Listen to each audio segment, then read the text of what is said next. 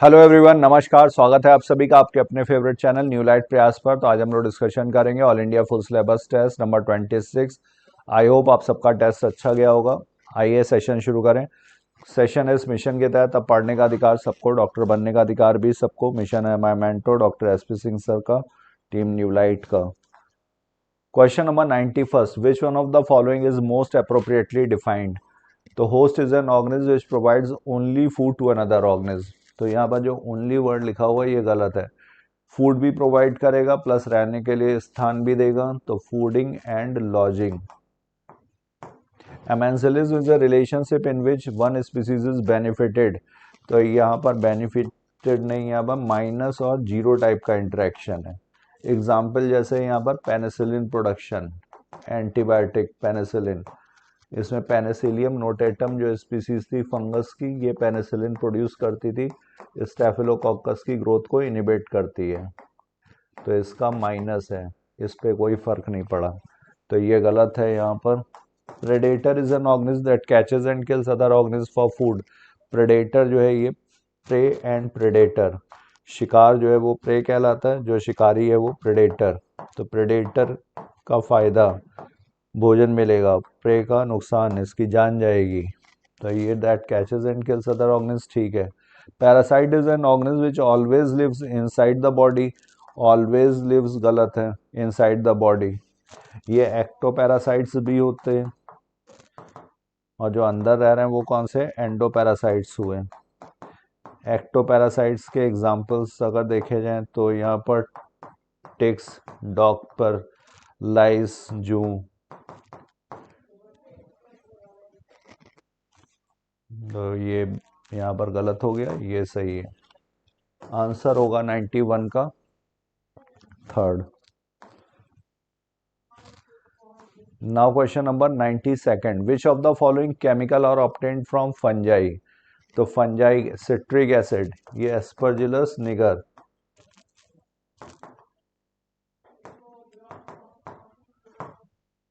तो ये fungal product हो गया। लैक्टिक एसिड, ये लैक्टोबैसिलस। साइक्लोस्पोरिन ए, ये ट्राइकोडर्मा फंगस। साइक्लोस्पोरिन ए ये इम्यूनोसप्रेसिव एजेंट है, ऑर्गन ट्रांसप्लांट में इसको यूज करते हैं।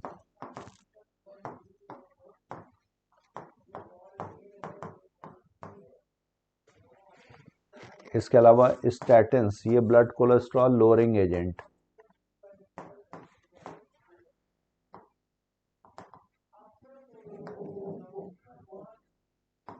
और स्टैटिन्स किससे हैं, ये मोनास्कस परप्यूरियस ईस्ट।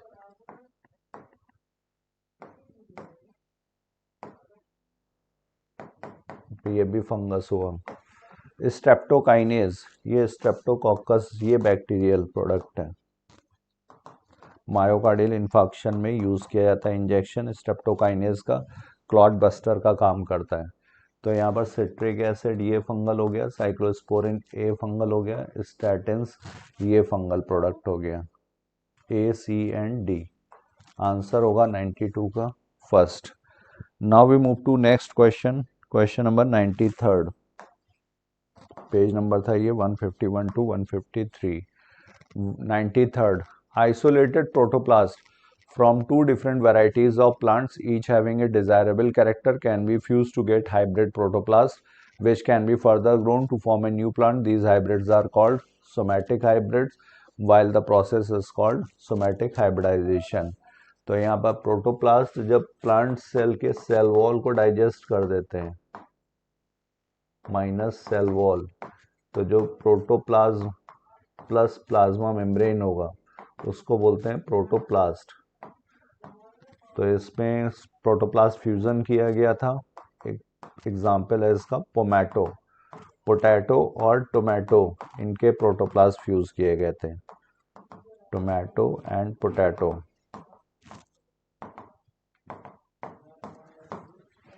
पोमैटो बना था, तो इस प्रोसेस को बोलेंगे सोमैटिक हाइब्रिडाइजेशन। सही दिया हुआ। Genetic modification has been used to create tailor-made plants to supply alternative to industries in the form of starches, fuels and pharmaceuticals. तो ये भी सही है। जेनेटिकली मॉडिफाइड प्लांट्स जो हैं, टेलर मेड प्लांट्स, तो ये डिजाइंड होते हैं, designed to express desired characters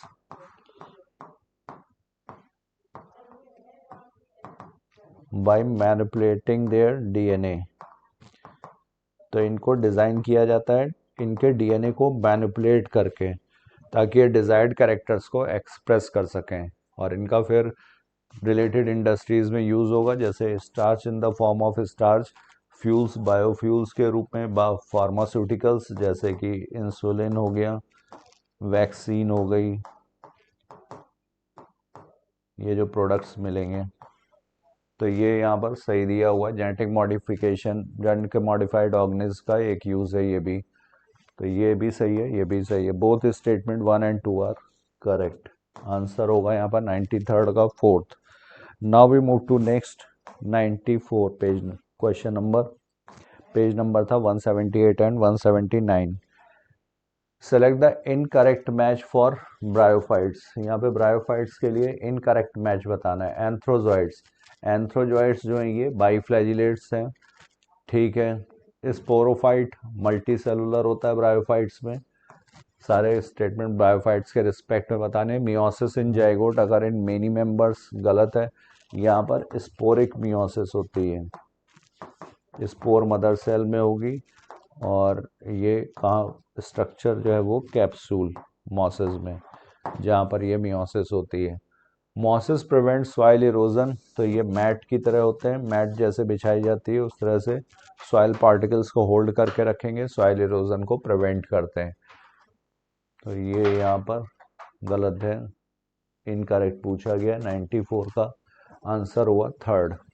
now we move to next question, question number 95th, page number था ये 28 to 30, NCERT 1। In DNA fingerprinting, the separated DNA fragments are transferred to synthetic membrane. These synthetic membranes are, तो synthetic membrane पर transfer करने के इस process को बोलते हैं ब्लॉटिंग। डीएनए फिंगरप्रिंटिंग में सबसे पहले आइसोलेशन डीएनए का, फिर इसके बाद इसको फ्रेगमेंटेशन करते हैं, फ्रेगमेंटेशन के बाद फिर साइजेस के अकॉर्डिंग सेपरेट करते हैं, फिर सेपरेशन करते हैं सिंगल स्टैंडर्ड का, फिर इसके बाद इस एल्कली से स्ट्रॉन्ग एल्कली NaOH यूज़ किया जाएगा। उसके बाद यहाँ पर ब्लॉटिंग, ब्लॉटिंग में नाइट्रोसेलुलोज या नाइलॉन,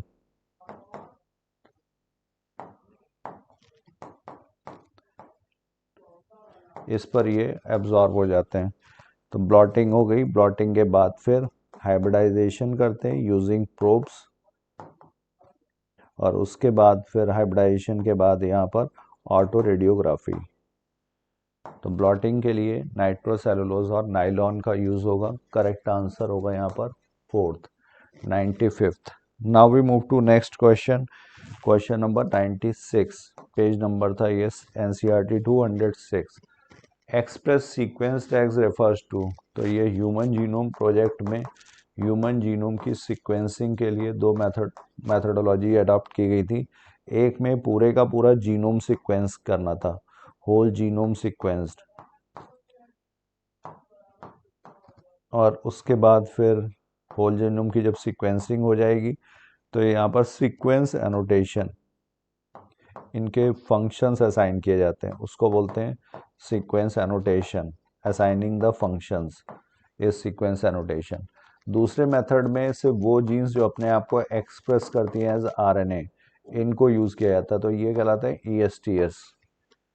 तो ऑल जीन्स वेदर एक्सप्रेस्ड और unexpressed, certain important express gene, all genes that are expressed as RNA, all genes that are expressed as proteins. तो यहाँ पर आंसर होगा all genes that are expressed as RNA। 96 is third. Now we move to next, page number था ये 103। Now question number 107, statement 1, in prokaryotes the positively charge DNA is hold with some negatively charged proteins in a region called nucleoid। तो prokaryotes में positively charge DNA नहीं, यहाँ पर ये DNA कैसा होता है, चाहे प्रोकैरियोटिक हो चाहे eukaryotic, always negatively charge due to ये फॉस्फेट ग्रुप की वजह से। तो डीएनए इज हेल्ड विद, ये गलत हो गया। In eukaryotes the negatively charge DNA, सही है, डीएनए नेगेटिवली चार्ज होता है, एसिडिक होता है और हाइड्रोफिलिक होगा। DNA is wrapped around the positively charge histone octamer. Histone octamer जो होता है ये H2A, H2B, H3 और H4 इन हिस्टोन्स से मिलकर के बना, और इनके डाइमर्स होते हैं, क्योंकि ये 4 हैं तो डाइमर्स। तो टोटल यहाँ पर 8 यूनिट्स हो जाएंगी ऑक्टामर, और इसके चारों तरफ फिर डीएनए रैप होगा। तो स्ट्रक्चर जो बनता है वो है न्यूक्लियोसोम। तो यहाँ पर ये स्टेटमेंट सही है बट ये गलत था। Statement 1 is incorrect but statement 2 is correct. Correct answer होगा 97 का third. Now we move to next question, question number 98। Page number है ये NCERT 283। 98 with reference to Hershey and Chase experiment select the correct statement. तो Alfred Hershey और Martha Chase का जो experiment था, इन्होंने unequivocally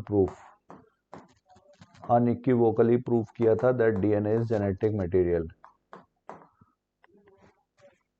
DNA is genetic material. तो viruses grown in the presence of radioactive phosphorus content radioactive DNA. तो जब radioactive phosphorus use की गई थी तो यहाँ P32 और S35 दो रेडियोएक्टिव एलिमेंट, तो फास्फोरस जब यूज करेंगे तो ये जाएगा डीएनए में, न्यूक्लियोटाइड में प्रेजेंट होता है फॉस्फेट। सल्फर जब यूज करेंगे तो ये जाता है प्रोटीन में। और वायरस में हम लोगों को पता है न्यूक्लियो प्रोटीन्स के बने होते हैं। न्यूक्लिक एसिड यहाँ पर जेनेटिक मटेरियल इन्फेक्शियस होता है, और जो प्रोटीन कोट है ये बाहर ही रह जाता है जब इन्फेक्शन होगा। तो इसमें viruses grown in the presence of radioactive phosphorus contain radioactive DNA correct है। Viruses grown on radioactive sulphur contain radioactive proteins, ये भी ठीक है। Viruses grown on radioactive phosphorus contain radioactive protein, गलत। फास्फोरस जो होगा प्रोटीन में नहीं होगी। Viruses grown on radioactive sulphur, ये डीएनए में नहीं होता है। Viruses grown on radioactive protein contain radioactive DNA, गलत। तो यहाँ पर ए और बी सही दिया हुआ है according to Alfred Hershey and Martha Chase experiment. 98 is second. Page number है इसका 85 to 86। जब हम लोग फास्फोरस यूज करेंगे तब यहाँ पर रेडियोएक्टिविटी चूंकि डीएनए में थी, तो ये डीएनए वाला जो होता है डीएनए इन्फेक्शियस मटेरियल है, सेल के अंदर जाएगा। तो रेडियोएक्टिविटी जो होगी हमें पैलेट्स के फॉर्म में सेल में देखने को मिलेगी। और अगर प्रोटीन में सल्फर, तो प्रोटीन कोट ऊपर ही रह जाता है, सुपरनेटेंट। Now question number 99। यहाँ पर पूछा गया मैचिंग टाइप का क्वेश्चन है ये, मैच लिस्ट 1 विद लिस्ट 2। तो after 4 week, 1 week after 1 month यहाँ पर फीटल हार्ट साउंड सुनाई पड़ने लगती है। डॉक्टर्स स्टेथोस्कोप से एग्जामिन करते हैं। तो heart is formed after 4 weeks of pregnancy. Now next यहाँ पर ए का हो गया second. After 12 weeks of pregnancy, 12 weeks of pregnancy में major organ systems will be formed. External genital organs are well developed. तो बी का हो जाएगा यहाँ पर fourth. A second, B is fourth. C after 24 weeks, 24 weeks का मतलब 6th month to second trimester, या फिर तो 24 weeks of pregnancy eyelids separate and eyelashes are formed. And after 8 weeks of pregnancy, 2 months, limbs and digits are developed. तो correct matching हुई, A is second, B is fourth, C is first and D is third. 99 is third. Now we move to next question, और इससे पहले इसका page number, तो page number है ये NCERT 2 page number 38। Now next question 100। Name the hormones not secreted by placenta, जो placenta से secrete नहीं होते हैं। तो प्लेसेंटल हार्मोन्स होते हैं SCG, HPL human placental lactogen. इसके अलावा यहाँ पर रिलैक्सिन भी प्लेसेंटा से भी आता है, हालांकि ये ओवरी में भी आएगा लेटर फेज ऑफ प्रेगनेंसी में। और इसके अलावा यहाँ पर ईस्ट्रोजन और प्रोजेस्टेरॉन।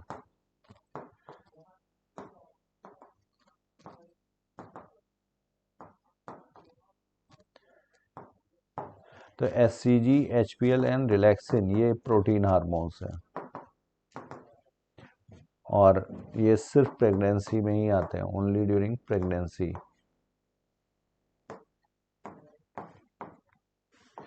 और ईस्ट्रोजन और प्रोजेस्टेरोन ये स्टेरॉयड हार्मोन्स हैं। तो यहाँ पर नॉट सिक्रेटेड बाय प्लेसेंटा पूछा गया। थायरोक्सिन जो होगा ये प्लेसेंटा से सिक्रेट नहीं होता। ईस्ट्रोजन भी है, प्रोजेस्टेरोन भी है, HCG भी है और HPL भी है। तो करेक्ट आंसर हुआ 100 का second. Now we move to next question, question number 101। यहाँ पर ये पेज नंबर था 37। 101 following is the list of STDs, select the diseases which are not completely curable.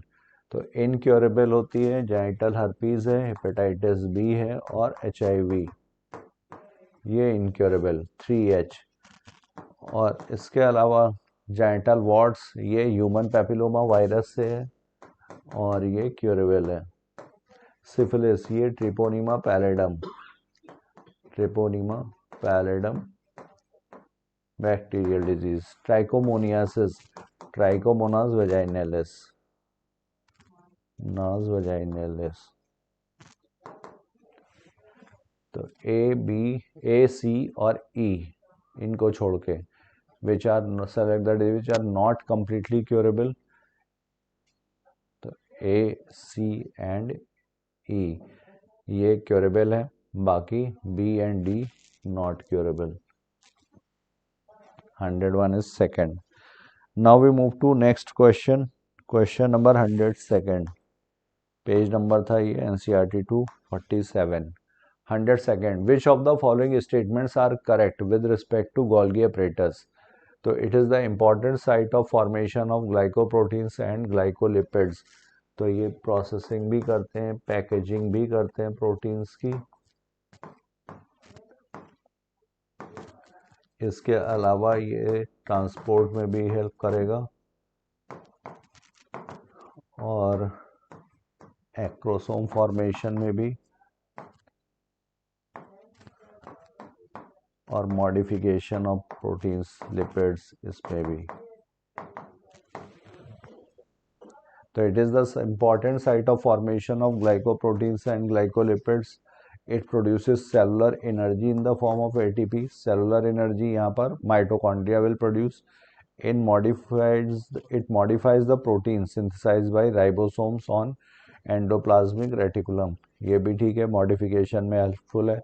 Acrosome formation, sperm के ऊपर जो कैप लाइक स्ट्रक्चर है उसको acrosome, तो इसमें भी ये हेल्पफुल है। It provides mechanical support, mechanical support के लिए एंडोप्लाज्मिक रेटिकुलम, साइटोस्केलेटल एलिमेंट्स ये सारे यहाँ पर प्रेजेंट हैं।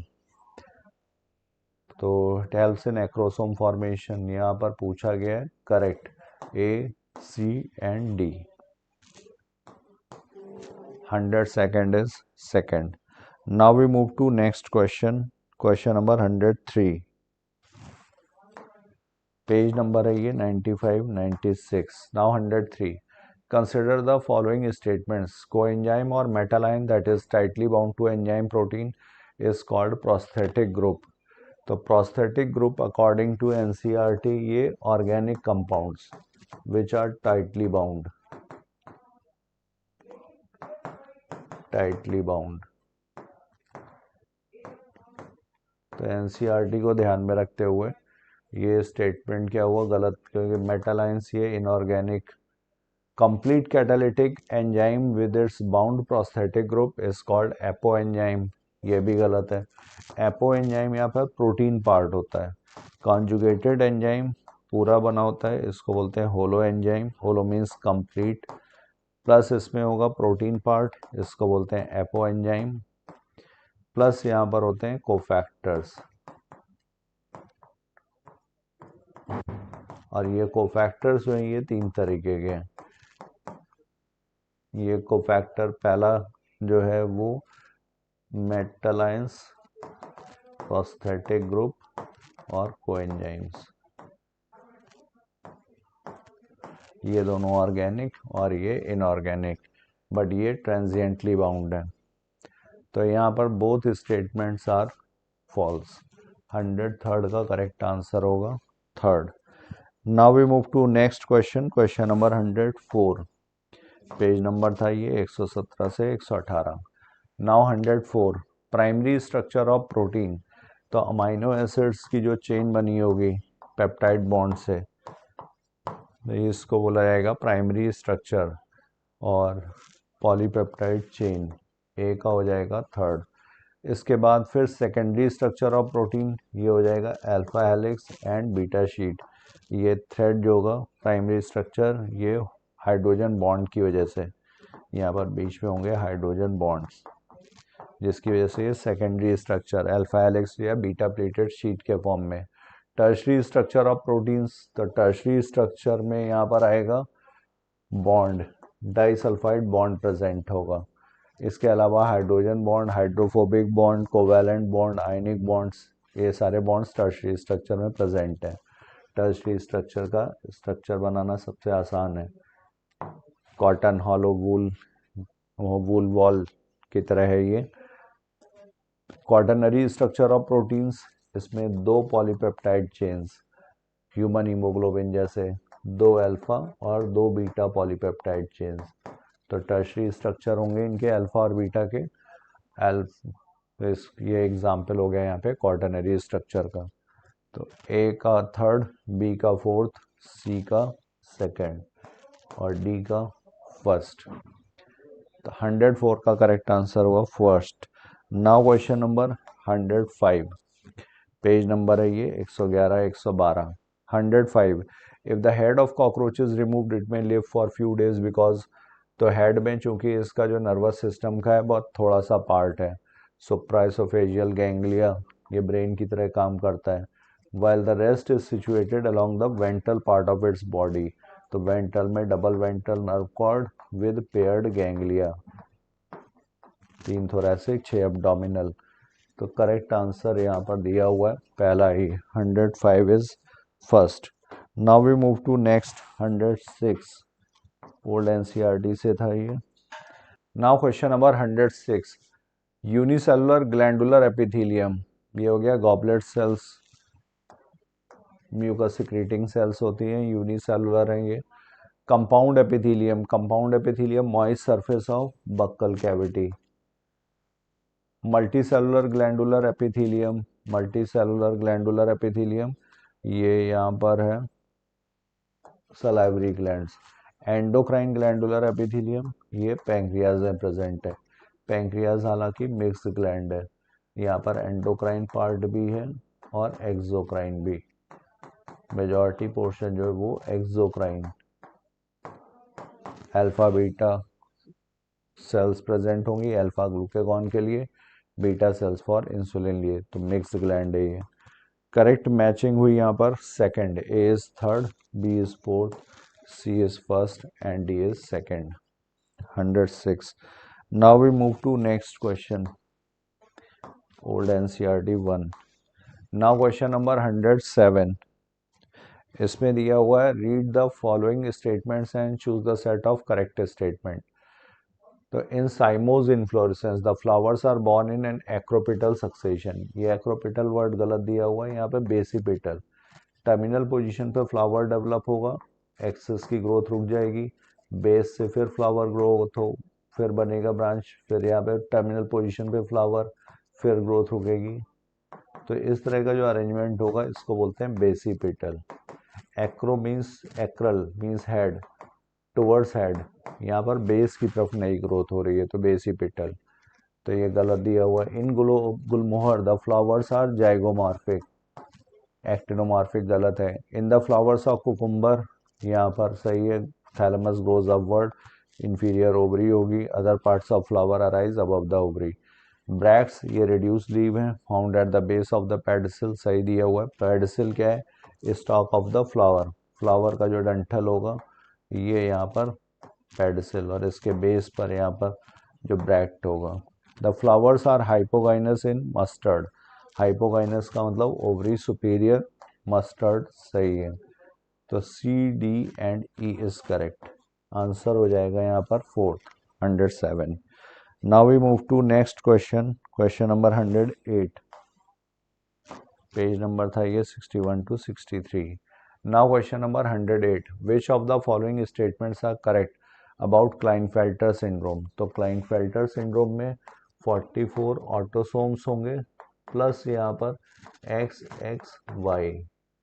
तो ये स्टेराइल मेल्स होते हैं.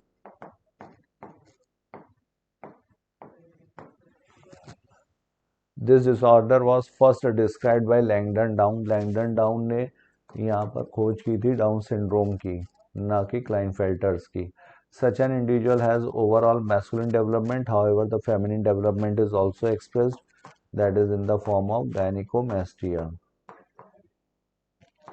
Development of breast in males is known as gynecomastia. तो ये यहाँ पर फेमिनिन कैरेक्टर है, तो these are feminized male अगर पूछा जाए क्लाइनफेल्टर्स के लिए.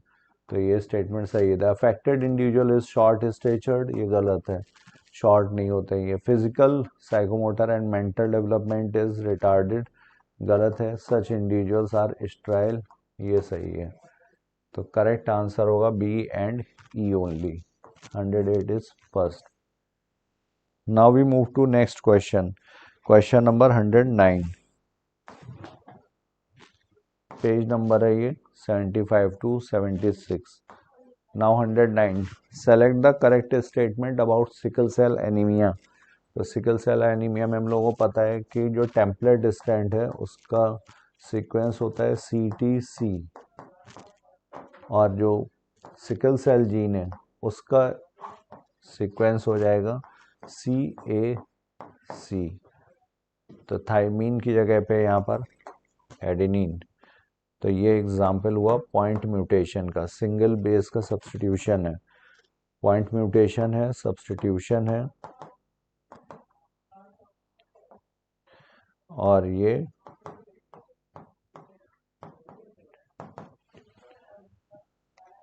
इसकी वजह से mRNA में चेंज होता है GAG से GUG.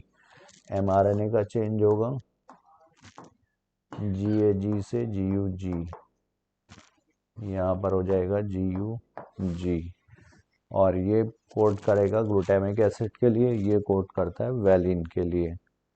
तो there is a change in gene for beta globin. In the beta globin there is valine in the place of lysine, गलत है.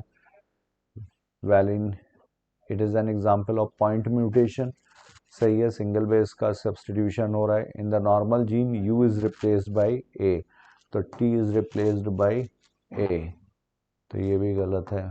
यहाँ पर करेक्ट आंसर हुआ A and C. 109 is fourth. Now we move to next question. Page number था ये 74 and 75.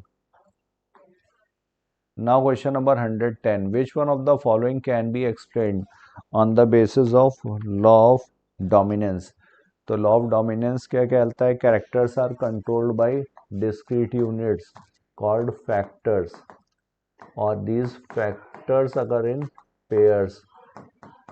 Factors occur in pairs,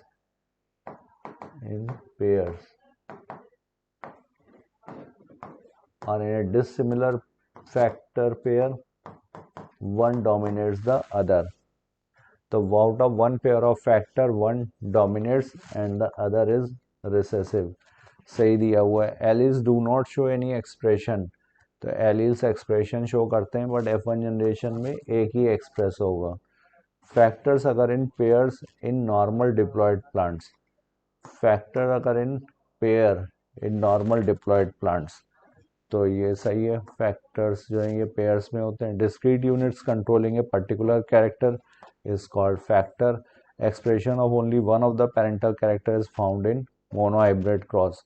तो monohybrid cross में F1 generation में सिर्फ एक ही पेरेंटल कैरेक्टर जो डोमिनेंट होगा वो एक्सप्रेस होता है, जैसे टॉलनेस, और F2 जनरेशन में जब इनकी सेल्फिंग की जाती है तो ये 3:1 के रेशियो में सेपरेट हो जाते हैं.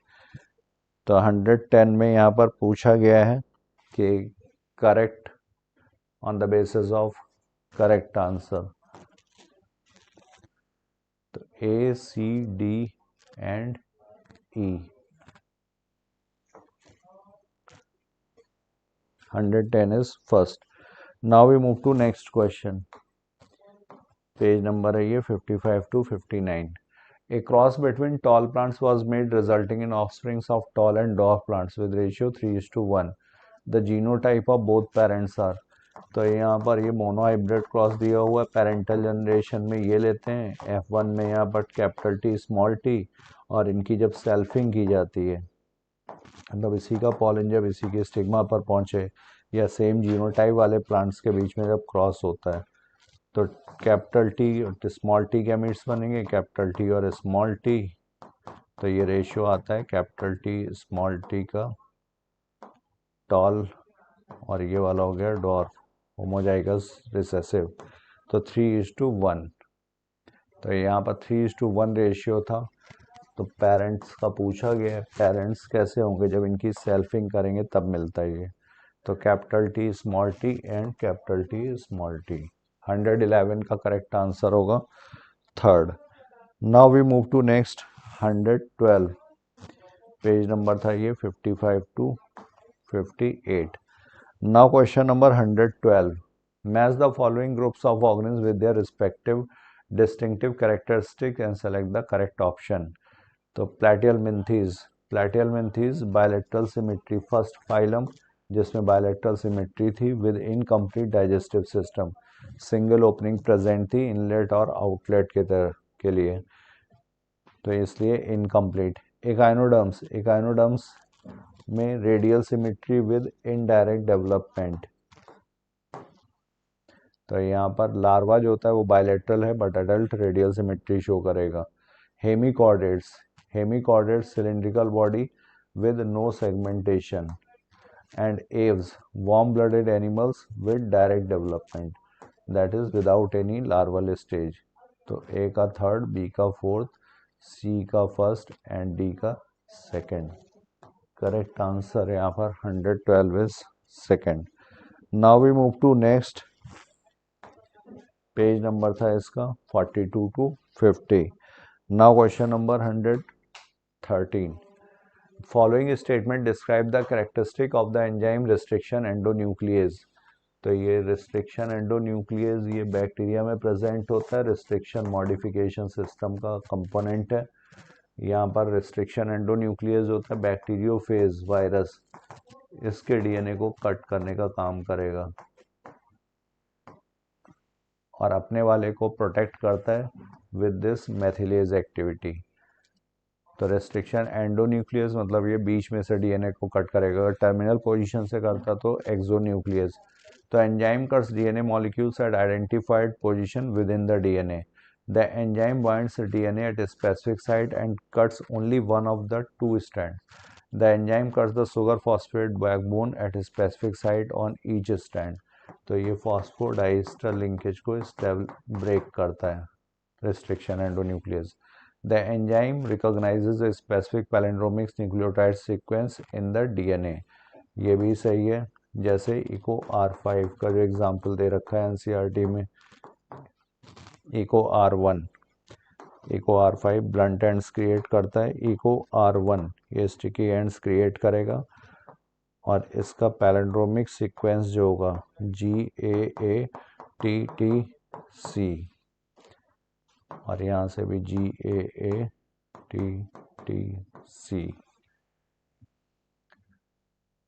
तो ये पैलिंड्रोमिक सीक्वेंस ये भी ठीक है. करेक्ट यहाँ पर पूछा गया था. Following is describe the characteristic. Incorrect बताना है तो ये होगा only one of the two stands नहीं, ये दोनों स्टैंड्स को कट करेगा और फॉस्फोडाइस्टर लिंकेज होती है इसको तोड़ता है ये। तो 113 का करेक्ट आंसर हो गया second. Now we move to next question page number था ये 166 167। 114 the rate of decomposition is not related to chemical composition. तो ये केमिकल कंपोजिशन से रिलेटेड है, डेट्रिटस एंड क्लाइमेटिक फैक्टर्स पे in a particular climatic condition. तो ये most important जो क्लाइमेटिक फैक्टर है टेम्परेचर एंड सॉइल मॉइस्चर, ये रिस्पॉन्सिबल है। तो in a particular climatic condition decomposition rate is faster if detritus is rich in lignin and chitin. तो ये lignin और काइटिन की वजह से फास्टर नहीं स्लो होगा।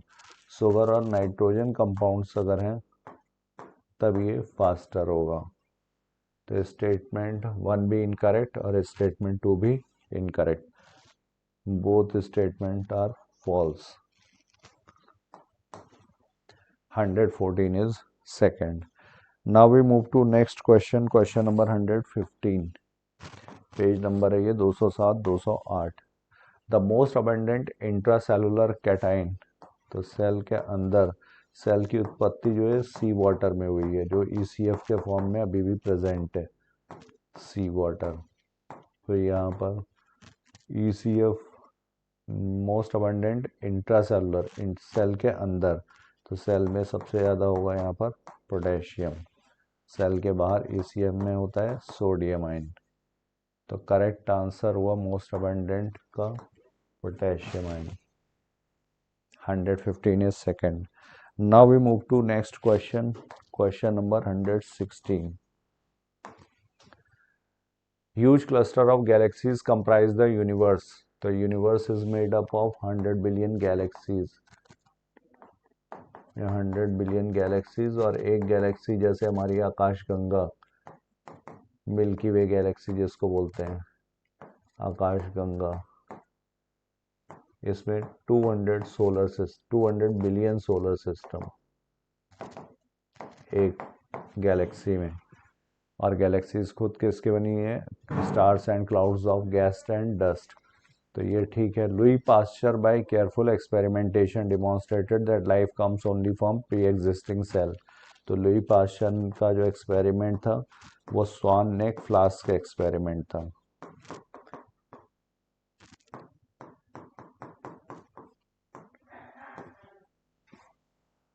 Careful experimentation demonstrated that life comes only from pre existing life, ये सही है। बट ये लाइफ की ओरिजिन कैसे हुई है वो नहीं एक्सप्लेन कर पाए थे। वो बताया था ओपेरन एंड हेल्डन ने कि लाइफ की ओरिजिन तो ठीक है कि लाइफ से ही हुई है, ऑमनिस वाइवम एक्स वेबो, बट जो लाइफ की फॉर्मेशन हुई है दैट वाज प्रिसीडेड बाय, उससे पहले केमिकल एवोल्यूशन हुआ था, preceded by chemical evolution. Chemical evolution क्या है? तो केमिकल एवोल्यूशन में सिंपल इनऑर्गेनिक कॉन्स्टिट्यूएंट से इनऑर्गेनिक से ऑर्गेनिक मॉलिक्यूल्स का बनना, दिस इज केमिकल एवोल्यूशन।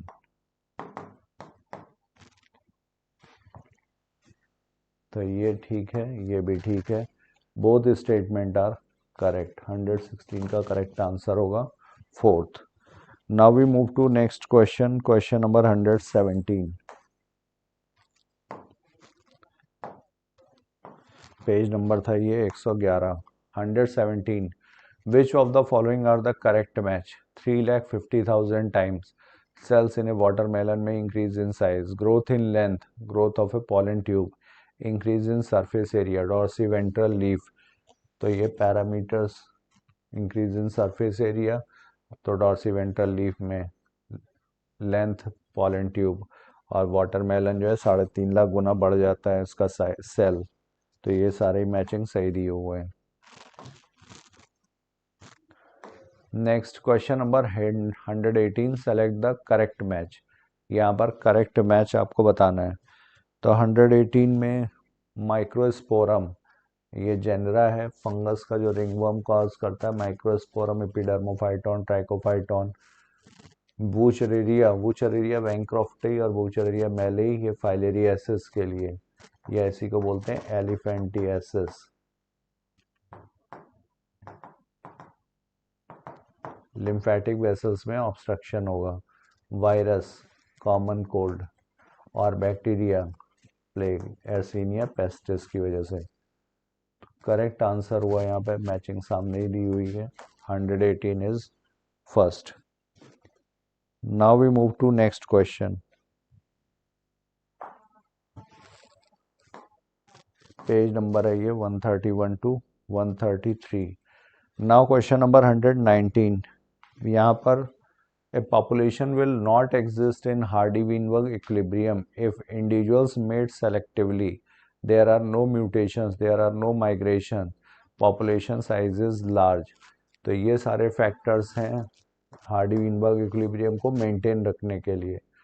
और if individuals mate selectively, suppose tall जो है वो टॉल के साथ ही अगर मेट करे, तो यहाँ पर जनरेशन में धीरे धीरे टॉलनेस कैपिटल टी होमोजाइगसिटी बढ़ेगी, या डॉर्फ जो है वो सिर्फ डॉर्फ के साथ मेट करें, तो यहाँ पर भी homozygous recessive small T population में ये जीनोटाइप बढ़ेगा, और हेट्रोजाइगस जो होंगे वो कम होते जाएंगे। तो इसलिए इंडिविजुअल्स मेट सेलेक्टिवली, ये यहाँ पर गलत है, इसमें रैंडम मेटिंग रिक्वायर्ड है to maintain it in Hardy Weinberg equilibrium. तो 119 का करेक्ट आंसर हुआ first. Now we move to next question. Question number 120। Pollen pistil interaction include events from. तो पॉलिन का स्टिग्मा पर लैंड होना, और उसके बाद पॉलिन का जर्मिनेशन, और उसके बाद स्टिग्मा स्टाइल से होते हुए ओव्यूल तक पहुंचना, ये सारा आता है पॉलिन पिस्टल इंटरेक्शन में। और ये केमिकल डायलॉग है, लगातार चलने वाला है, डायनेमिक है, स्टैटिक नहीं है। pollen grain deposition of stigma to pollen tube entry in ovule। तो 120 का करेक्ट आंसर होगा fourth. Now we move to next 121। Page number है ये 15 to 17। 121 select the only endocrine glands. Ovary, testis, heart, तो इनका primary function कुछ और है, और हार्मोन्स भी सिक्रीट करते हैं। थायराइड जो है ये प्राइमरी एंडोक्राइन है, पीनियल ये भी प्राइमरी एंडोक्राइन। तो करेक्ट आंसर हुआ D and F. 121। Now next question, question number 122। NCERT 1 page number 240। Grass leaves curl inward during very dry weather. Select the most appropriate reason from the following। Grass leaves में curling होती है, और यहाँ पर present होती है upper surface पर, adaxial surface पे बुल्ली फॉर्म सेल्स, इन्हीं को बोलते हैं मोटर सेल्स। और इन जब ये फुल्ली टर्जिड होंगी तो सरफेस एरिया एक्सपोज होगा, ज़्यादा वाटर लॉस होगा। और जब ये फ्लैसिड होगी, वाटर स्ट्रेस की कंडीशन में ये फ्लैसिड होगी, जिसकी वजह से कर्लिंग होगी। तो flaccidity of bulliform cells, 122 का correct answer second. Now we move to next question, question number 123। Select the correct statement from the following regarding cell membrane. तो यहाँ पर sodium and potassium ions move across membrane by passive transport, proteins make up 100%, lipids are arranged in bilayer with polar head towards the inner part, fluid mosaic model of cell membrane was proposed by Singer and Nicholson। तो यहाँ पर ये तो सही है, lipid are arranged in bilayer, लेकिन polar heads towards aqueous environment होता है। ये हाइड्रोफोबिक टेल है जो अंदर की तरफ होती है, तो ये गलत हो गया। प्रोटीन्स मेकअप 100%, गलत है, ये सिर्फ 100% प्रोटीन का नहीं, लिपिड्स, कोलेस्ट्रॉल ये भी प्रेजेंट होते हैं। Sodium and potassium ions move across the membrane, तो यहाँ पर सोडियम पोटेशियम पंप होगा। सोडियम पोटेशियम पंप जो होता है ये अगेंस्ट कॉन्सेंट्रेशन ग्रेडियंट वर्क करता है। तो अगेंस्ट कॉन्सेंट्रेशन ग्रेडियंट मतलब एनर्जी खर्च होगी, एटीपी खर्च होगी। 3 सोडियम बाहर जाते हैं, 2 पोटेशियम अंदर की तरफ आते हैं। बाहर सोडियम ही ज़्यादा है, और सोडियम को लो कॉन्सेंट्रेशन से हाई कॉन्सेंट्रेशन तरफ ले जा रहे हैं। मतलब एनर्जी खर्च करेंगे। तो sodium and potassium ions move across cell membrane by active transport, sodium potassium pump के द्वारा। तो करेक्ट आंसर हुआ यहाँ पर 123 का fourth. Now next question, question number 124, page number था ये 93 94। Crossing over takes place between chromatids and in which stage of the cell cycle. तो क्रॉसिंग ओवर ये non sister chromatids of homologous chromosome, chromatids of homologous chromosomes, और एक किस stage में, pachytene stage में। Recombination nodule का formation होगा जहाँ पे क्रॉसिंग ओवर होगा, एंजाइम होगा recombinase.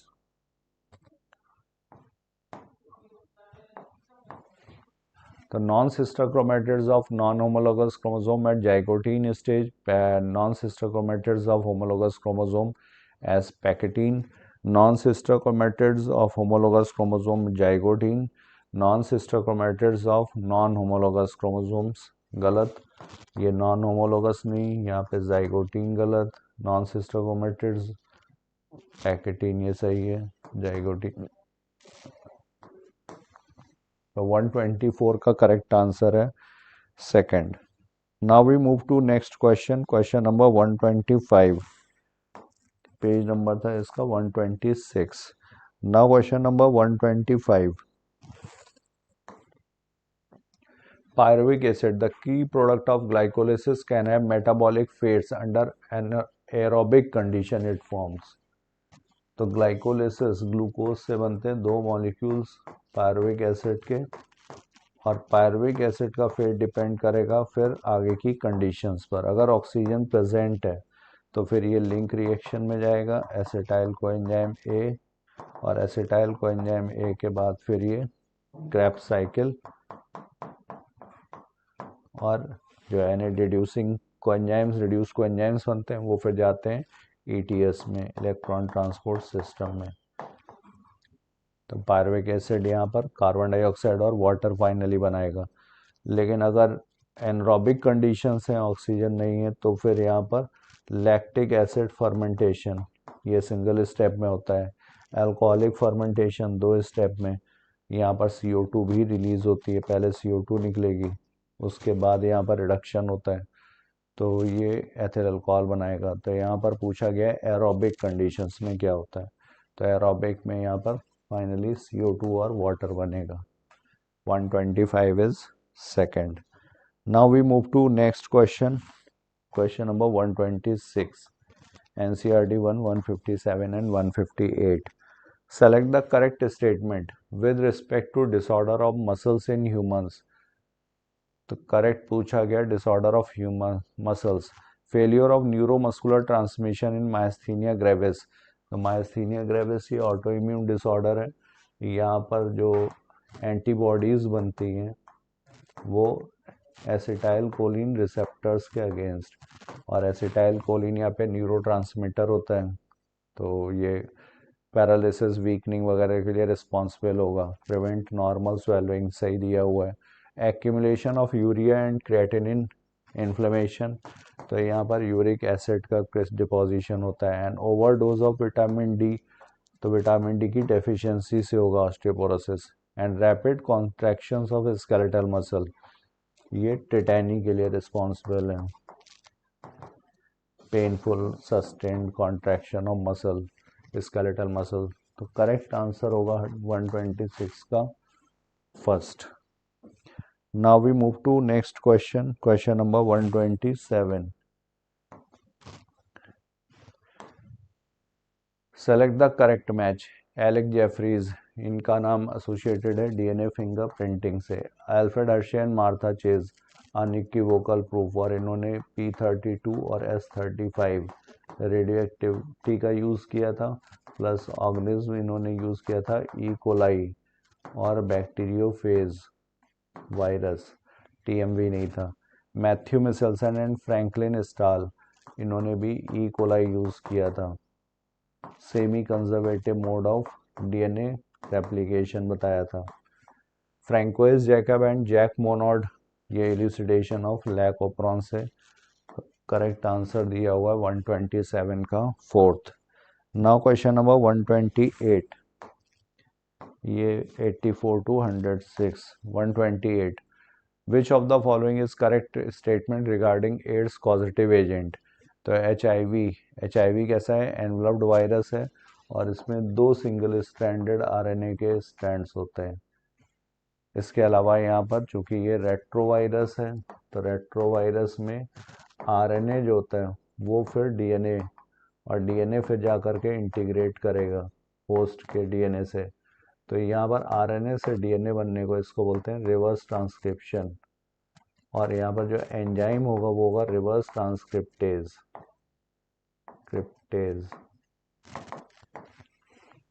The HIV is enveloped virus that contains 2 identical molecules, single-stranded RNA and 2 molecules of reverse transcriptase. ये यहाँ पर सही दिया हुआ है। 128 is second. Now we move to next 129. Page number है ये 138 to 140. Condoms are one of the most popular contraceptives because of the following reasons. These are effective barriers for insemination. It do not interfere with coital acts. These help in reducing the risk of STIs. तो ये इसका added advantage है contraception के साथ साथ। तो यहाँ पर करेक्ट आंसर हुआ फोर्थ, ये सारे कॉन्डोम्स के advantage. Now question number 130, NCERT 2 exemplar. 130, polyphagous. Poly means many, phagous means to eat. The insect those feed on more than one plant species. Monophagous जो single species पे। तो correct answer है यहाँ पर both statement are true. 130 is third. Now we move to next question. NCERT 2 exemplar. 131, calcium chloride is known to increase the efficiency of DNA uptake to produce transformed bacterial cells. ये efficiency को बढ़ाता है। Divalent cation, the divalent cation supposedly create transient pores on the bacterial cell wall by which the entry of foreign DNA is facilitated into the bacterial cell. तो competent इसलिए बनाना पड़ता है क्योंकि DNA कैसा है, ये हाइड्रोफिलिक है और जो लिपिड की लेयर होती है ये हाइड्रोफोबिक। तो इसलिए इसको डाइवेलेंट कैटायन से जो इसको स्टेबलाइज करेगा और इसकी एफिशिएंसी बढ़ाएगा टेकअप करने के लिए। तो both statement 1 and 2 are correct. 131 is fourth.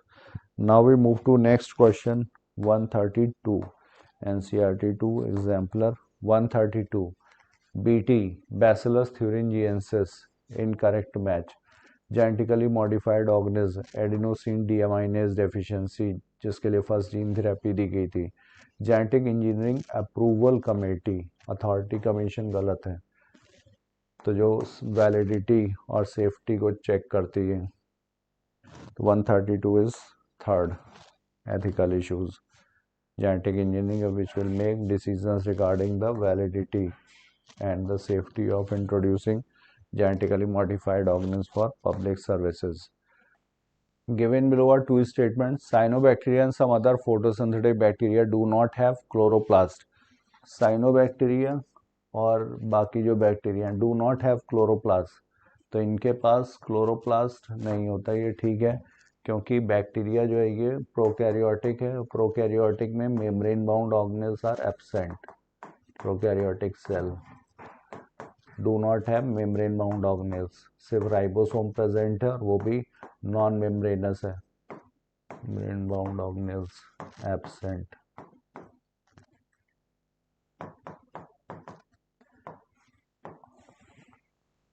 Cyanobacteria अंदर फोटोसिंथेटिक बैक्टीरिया है बैक्टीरियो क्लोरोफिल। तो बैक्टीरियो क्लोरोफिल फोटोसिंथेटिक बैक्टीरिया में तो है green and purple sulphur bacteria, लेकिन और ये करते हैं एनॉक्सिनिक फोटोसिंथेसिस। लेकिन साइनोबैक्टीरिया में क्लोरोफिल ए प्रेजेंट है, तो ये गलत हो गया। Statement 1 is correct but statement 2 is incorrect. तो 133 का करेक्ट आंसर होगा second. Now we move to next question 134. NCERT 1 exemplar से था ये 134. A bacterial cell was transformed with a recombinant DNA molecule that was generated using a human gene. However, the transformed cells did not produce the desired protein. Reasons could be human gene may have intron, which bacteria cannot process. Amino acid codon for humans and bacteria are different. तो codons जो हैं ये nearly universal होते हैं, गलत है. Human proteases is found but degraded by bacteria, ये भी गलत. तो करेक्ट आंसर होगा स्प्लिट जीन अरेंजमेंट. ये यूकैरियोटिक सेल में स्प्लिट जीन अरेंजमेंट है. यहाँ पर इंट्रॉन्स भी होते हैं और एक्सॉन्स भी हैं, इंट्रॉन प्लस एक्सॉन.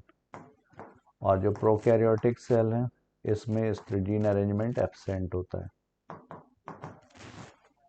तो करेक्ट आंसर हुआ first. Now question number 135. Which is a parameter of growth for measurement? Colour of fruit, colour of flower, shape of fruit. तो यहाँ पर cell number 135. Correct answer is third. जैसे यहाँ पर one single maize root apical stem 17,500 cells per hour. So I have covered my portion. Thank you all of you. Thank you so much. Now further discussion will be carried by my fellow partner Vikram sir. Thank you so much. Hello बच्चों, new light के YouTube channel पर आप सभी का स्वागत है प्यारे बच्चों. और मैं विक्रम चक्रवर्ती आज आपके समक्ष लेकर के हाजिर हुआ हूं यूट्यूब पर पेपर डिस्कशन का सेशन. और आज हम लोग का पेपर है FST 26 जो कि 1 जनवरी 2026 आज नए साल के इस शुभ अवसर के शुभारंभ पर ही आज ये पेपर FST का हुआ है. आशा और उम्मीद है कि आपका बढ़िया गया होगा. और अब हम लोग क्वेश्चन नंबर 136 से 180 तक की जर्नी करेंगे. सबसे पहले पेपर को डिस्कस करने वाले हमारे सीनियर साथी डॉक्टर शैलेंद्र सर. 91 से 91 to 135 की जर्नी उन्होंने की और मैं 136 से 180 तक की जर्नी करूंगा. सबसे पहले आप सभी को नए साल की बहुत बहुत शुभकामनाएं. आशा और उम्मीद है कि अगले साल का नया साल का जो जश्न होगा वो आपके अपने मेडिकल कॉलेज में ही आप पूरा करेंगे. मिलते हैं हम लोग, देखते हैं क्वेश्चन 136. कुछ नहीं, ये क्वेश्चन आपका इनेट इम्यूनिटी के रिगार्डिंग है. आपको बताया गया था कि इनेट इम्यूनिटी 4-5 प्रकार के थे.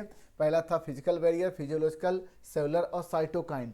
तो इन सबके एग्जाम्पल्स दिए हुए हैं. ठीक, तो देखिए जो फिजिकल, अब इनेट इम्यूनिटी जो होती है नॉन स्पेसिफिक होती है. पहली बात तो याद रखिएगा, इनेट इम्यूनिटी क्या होती है, ये नॉन स्पेसिफिक होती है. इसको नहीं मतलब है कि पैथोजन या वायरस क्या है और क्या नहीं है. इन्फ्लुएंजा का वायरस है, बैक्टीरिया कौन सा है कौन सा नहीं, स्पेसिफिक नहीं होती है. जबकि एक्वायर्ड इम्यूनिटी जो होती है स्पेसिफिक होती है.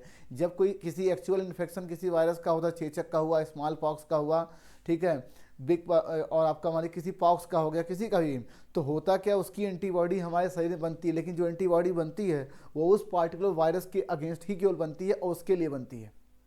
ऐसा नहीं है कि आपको चेचक का इन्फेक्शन हो गया तो जितने प्रकार के इन्फ्लुएंजा, हेपेटाइटिस या कोविड भी ले लो, ठीक है, सबका एंटीबॉडी बनना शुरू हो जाएगा. और ऐसा होता तो जब कोरोना की महामारी आई तो आप बहुत से लोग, जितने लोग इन्फेक्टेड हुए या मरे, वो मरते ही नहीं, तो पहले से एंटीबॉडी बनी. ऐसा नहीं होता. एक्वायर्ड इम्यूनिटी स्पेसिफिक होती है. एक पार्टिकुलर एंटीजन के लिए एंटीबॉडी हमारे शरीर में बनता है, याद रखिएगा. और यही पार्टिकुलर एंटीबॉडी ही हम लोग को दी जाती है वैक्सीन के फॉर्म में. ठीक है, याद रखिएगा. तो भाई कुछ नहीं, सेलुलर बैरियर का एग्जांपल न्यूट्रोफिल्स था. बॉडी की फैगोसिटिक सेल थी, इसके अलावा मोनोसाइट भी होगा, याद रखिएगा. साइटोकाइन बैरियर में इंटरफेरॉन थे, ये एंटी वायरल प्रोटीन होती है. एक वायरल इन्फेक्टेड सेल सिक्रीट करती है इंटरफेरॉन ताकि जो सराउंडिंग उसके आसपास की सेल है वो इन्फेक्टेड ना हो. फिर उसके बाद देखिए लिखा है फिजिकल बैरियर, इसका एग्जाम्पल म्यूकस था और स्किन होता है, याद रखिएगा. फिजियोलॉजिकल में 3 एग्जाम्पल किताब में दिए हैं, एसिड गैस्ट्रिक जूस, सलाइवा, हमारे माउथ में सलाइवा है ये है, और इसके अलावा जो आंखों से आंसू निकलते हैं, याद रखिएगा. तो दैट इज डी. अब मुझे लग रहा है कि यहाँ पर ए थर्ड सही है और बी फर्स्ट सही है, सी सेकंड सही है और डी फोर्थ. क्या आंसर आ गया? फोर्थ. अब देखिए set the incorrect option for population. सबसे पहले बच्चों, मैंने आपको शुरू में हर सेशन में बताया है कि सबसे पहला काम, जो भी टर्म आपके सामने आता है पहले आप उसका डिफिनीशन क्लियर करें. जब तक आप डिफिनीशन क्लियर नहीं करेंगे तब तक आप ये जान नहीं पाएंगे एक्चुअल में क्वेश्चन क्या है. देखिए हमें मालूम है कि अगर मैं एक हैबिटेट की बात करूं, एक हैबिटेट में एक पार्टिकुलर टाइम टी पर, ठीक है, और एक स्पीसीज कोई ए है, जितनी संख्या टोटल इंडिविजुअल या टोटल नंबर इस ए की जितनी उपलब्ध है इस हैबिटेट में वह यही होती है एक ही पॉपुलेशन। जैसे इस समय आप देखिए भारत की आबादी लगभग 140 करोड़ से ऊपर है, मान के चलिए। चाइना का आबादी इतनी है, तो आप देखते हैं हमारे देश के एक बहुत जाने माने नेता हैं, ठीक है, उनका डायलॉग हमेशा रहता है कि मेरे 125 करोड़ देशवासियों, मेरे 130 करोड़ देशवासियों। तो जो ये 125 करोड़ 130 करोड़ देशवासियों बोलते हैं हमारे माननीय देश के प्रधानमंत्री, तो इस 130 करोड़ में सिर्फ ह्यूमंस होते हैं, क्योंकि ह्यूमंस होमो सैपियंस सैपियंस एक सिंगल स्पीसीज होती है, इसमें कुत्ता, बिल्ली, घोड़ा, गधा, हाथी, सांप उप नहीं आता, याद रखिएगा। तो उस 125 करोड़ में केवल ह्यूमन की पॉपुलेशन अंडर कंसिडर की जाती है, याद रखिएगा, ह्यूमन पॉपुलेशन। तो पॉपुलेशन एक सिंगल स्पीसीज की होती है। अब देखिए आपको बताया गया था कि population, traction, commensalism, amensalism, predation, parasitism, mutualism, ये जितनी चीज़ें होती हैं दो स्पीसीज के बीच होती है। तो क्या पॉपुलेशन में आपको पॉपुलेशन इंट्रैक्शन देखने को मिलेगा? बिल्कुल नहीं सर, ये कम्युनिटी का रोल होता है, ये कम्युनिटी का कैरेक्टर याद रखिएगा। मैं कह रहा हूँ बायोटिक कम्युनिटी जो होती है, बायोटिक कम्युनिटी, इसमें मल्टीपल पॉपुलेशन होते हैं, एक से ज़्यादा स्पीसीज की पॉपुलेशन, उनके बीच इंटरेक्शन होता है। तो अब देखिए बायोडाइवर्सिटी का मतलब होता है number and type of species. तो type of species biotic community में ज़्यादा है कि पॉपुलेशन में? बायोटिक कम्युनिटी में। तो इसका मतलब मल्टीपल स्पीसीज इंटरेक्शन किस में होगा? कम्युनिटी में। तो भाई ये तो मुझे कम्युनिटी का करेक्टर दिख रहा है, ठीक, जैसे कॉमनसेलिज्म, एमेंसेलिज्म। और comparatively more biodiversity, less biodiversity होगी। बायोडाइवर्सिटी एक सिंगल स्पीसीज की होती है, ये गलत हो गया। तो दो मुझे इनकरेक्ट दिख रहे हैं, ए और ई। क्या आंसर आ गया? सेकंड। अब देखिए सेक्स रेशियो में क्या आता है भैया? फीमेल अपान मेल। नेटलिटी मतलब बर्थ रेट, मॉर्टलिटी मतलब डेथ रेट। तो ये आपके एक सिंगल पॉपुलेशन की एट्रीब्यूट्स से फीचर्स होती है, याद रखिएगा। तो ए और ई ही आएगा आंसर, सेकेंड आंसर। अब देखिए ये जो आपकी किताब में ये जो पन्ना बना हुआ है, इसको आपको पढ़ना पड़ेगा। और बहुत से बच्चे कह रहे हैं कि सर इतना टफ है, हम क्यों याद करें, क्यों पढ़ें? देखिए ये आपकी किस्मत अच्छी है कि आपके इस डायग्राम में केवल पीरियड दिए हुए हैं, ये सब पीरियड हैं, और ये एरा दिए हुए। अब पीरियड से नीचे इपोच होते हैं, जैसे सबसे बड़ा होता है घंटा, घंटा से छोटा मिनट, मिनट से छोटा सेकंड। तो बच्चों इसके बाद इपोच होता है। तो एक एक इपोच में कौन कौन बने, कौन कौन एक्सटिंक्ट हुए, उस लेवल पे आपको नहीं पढ़ना। बस आपको इतना याद रखना है कि भाई जुरासिक में ये बना, ये एक्सटिंक्ट हो गया, ये खत्म हो गया, सिर्फ इतना ही पढ़ना है, ठीक है। तो ये क्वेश्चन आपके ध्यान से देखिए। अब देखिए सीनोजोइक एरा होता है, ये मेमल होता है, ठीक है, ये मैमल का एरा है। अब पैलोजोइक एरा जो है फिश एम्फीबिया है, ठीक। और मेसोजोइक में बर्ड और रेप्टाइल होता है, याद रखिएगा। और प्रोटोजोइक में लोअर इनवर्टिब्रेट या कहें आर्थ्रोपोडा तक बन गया था, आर्थ्रोपोड्स तक इसमें बन गया था प्रोटोजोइक में। तो मुझे दिख रहा है ए थर्ड, ठीक है, बी फर्स्ट, सी सेकेंड, नहीं ए third, B first, C fourth, D second. क्या आंसर आ गया? थर्ड। तो मेसोजोइक में होगा मैमल्स होंगे, मेसोजोइक में होगा birds and reptiles, A third. Proterozoic में up to arthropod, lower invertebrate, B first. और सीनोजोइक में मैमल, सी फोर्थ। और पैलोजोइक में होगा फिश एंड डी सेकेंड। तो क्या आंसर आ गया? थर्ड। अब देखिए गोल्गी सिस्टर ने यह बताया गया था कि एंडोप्लाज्म रेटिकुलम पे राइबोसोम की वजह से वहाँ प्रोटीन बनता है, और प्रोटीन बनने के बाद उसका मॉडिफिकेशन होता है, जिसको हम एक नाम देते हैं पोस्ट ट्रांसलेशनल मॉडिफिकेशन। और मुझे याद है कि शायद ये 2013 का क्वेश्चन है कि कौन करता है post translation modification of protein. तो ये तो हो गया गोल्गी बॉडी। लेकिन सर इसके दो सरफेस होते हैं, किताब में ऐसे बना हुआ, ध्यान से देखिए, इस तरीके से बना है। इसको बोलते हैं सिस फेस। और क्या मैं इसको कॉन्वेक्स बोल सकता हूँ? यस। इसको बोलते हैं ट्रांसफेस। और क्या मैं इसको कॉनकेव बोल सकता हूँ? बिल्कुल बोल सकता हूँ सर, ठीक। प्रोटीन यहाँ से, प्रोटीन का यहाँ से आता है, इसको बोलते हैं फॉर्मिंग फेस, और यहाँ से मैच्योर होके निकल जाता है। तो ये फॉर्मिंग फेस, ये मैच्योरिंग फेस। तो क्या बोलेंगे? Convex cis forming face, concave trans maturing face. इतना समझ में आता है? तो शायद यही चीज़ लिखी है, फॉर्मिंग मैच्योरिंग, सही है। फिर लिखा सिस और ट्रांस फेस डिफरेंट होते हैं लेकिन इंटरकनेक्टेड होते हैं, ये बात सही है। तो सर आइडेंटिकल नहीं होंगे, पहली बात तो ये गलत है सर, आइडेंटिकल नहीं होंगे सर, ये किताब में लिखा, ध्यान से देखिए। तो मुझे पहला सही दिख रहा है, दूसरा गलत दिख रहा है। क्या आंसर आ गया? सेकेंड।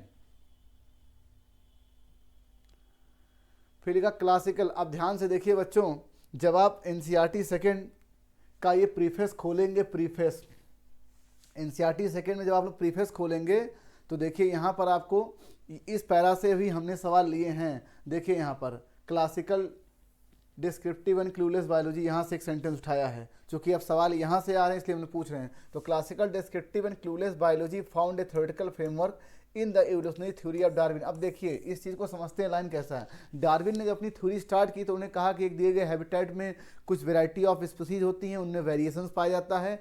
जो वेरिएट पॉपुलेशन या स्पीसीज अपने नेचर को अडाप्ट करती है, सर्वाइव करती है, उसकी कॉलोनी बढ़ती है, उसके नंबर ऑफ इंडिविड बढ़ते हैं और एक बहुत समय के बाद वो एक नई स्पीसीज बन जाती है। लेकिन ये जितनी बातें डार्विन ने बोली हैं, उसके पहले नंबर स्पीसीज और जीव क्या है, निर्जीव क्या है, सेल क्या है, कोशिका क्या है, टिश्यू क्या है और लिविंग की प्रॉपर्टी क्या है, इतनी सारी बातें पहले से ही अंडरस्टैंड थी। तो डार्विन के लिए एक फ्रेमवर्क की तरह काम किया। मतलब क्लासिकल डिस्क्रिप्टिव, जो क्लासिकल हमारा वर्णात्मक प्राचीन डिटेल्ड और अनजान जीव विज्ञान, अभी जीव विज्ञान को पूरी तरह कोई खोज ही नहीं पाया। क्यों?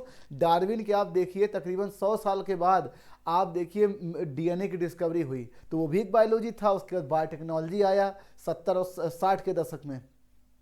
तो कह रहे हैं कि जो क्लासिकल मतलब एक ट्रेडिशनल डिस्क्रिप्टिव और क्लूलेस बायोलॉजी मतलब अनजान बायोलॉजी का जो फाउंड था, वो एक थ्योरेटिकल फ्रेमवर्क बना किसके लिए? डार्विन के लिए बना, क्योंकि डार्विन ने अपनी बातें इन्हीं चीज़ों से स्टार्ट की थी। और पेटेंट लॉ ये कहता है कि भैया इसकी कॉमर्शियल वैल्यू और पॉलिटिकल समस्या भी खड़ी होती है। ये दोनों चीज़ें हैं, क्योंकि आप जब किसी चीज़ को पेटेंट करते हो तो वो कंट्री के पास ये राइट्स होते हैं कि कितना इसका प्राइस रहेगा और हम किसे देंगे और किसे नहीं देंगे, याद रखिएगा।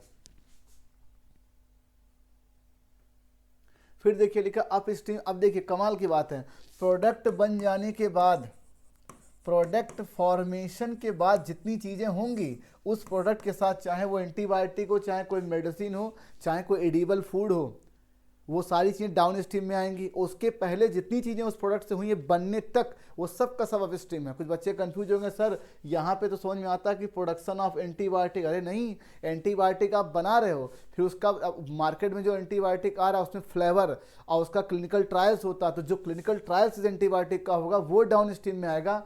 बनना और बनने के पहले जितनी चीज़ें, वेक्टर का लाइगेशन करना, जीन को ढूंढना, आइसोलेशन करना, वो सारी बातें जो होंगी बायो रिएक्टर तक जितना होगा वो सब का सब आपका अप स्ट्रीम में आएगा। तो upstream process refer to process of involve from iso DNA, cloning, culturing सब आएगा। और एग्जाम्पल इसके क्या भैया? प्रोडक्शन ऑफ एंटीबायोटिक, पेनिसिलिन और recombinant protein and fermentation process. Fermentation से आपने कोई मिल्क बना लिया, मतलब फर्मेंटेशन अपने पनीर बनाई, चीज़ बनाई, मतलब चीज़ बनाया और कर्ड बना लिया, योगर्ट बना लिया।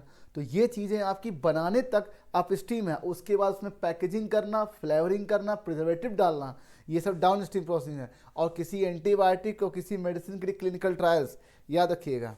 तो क्या आंसर आ गया? 4th, दोनों सेंटेंस सही हैं। अब देखिए क्राइटेरिया शुड बी यूज। तो कैटेगराइज स्पीसीज थ्रेटन, कहते हैं किसी स्पीसीज को खतरा है कि भैया उसका सर्वाइवल कैसा है, स्पीसीज खतरे में है, तो आप कैसे कहेंगे?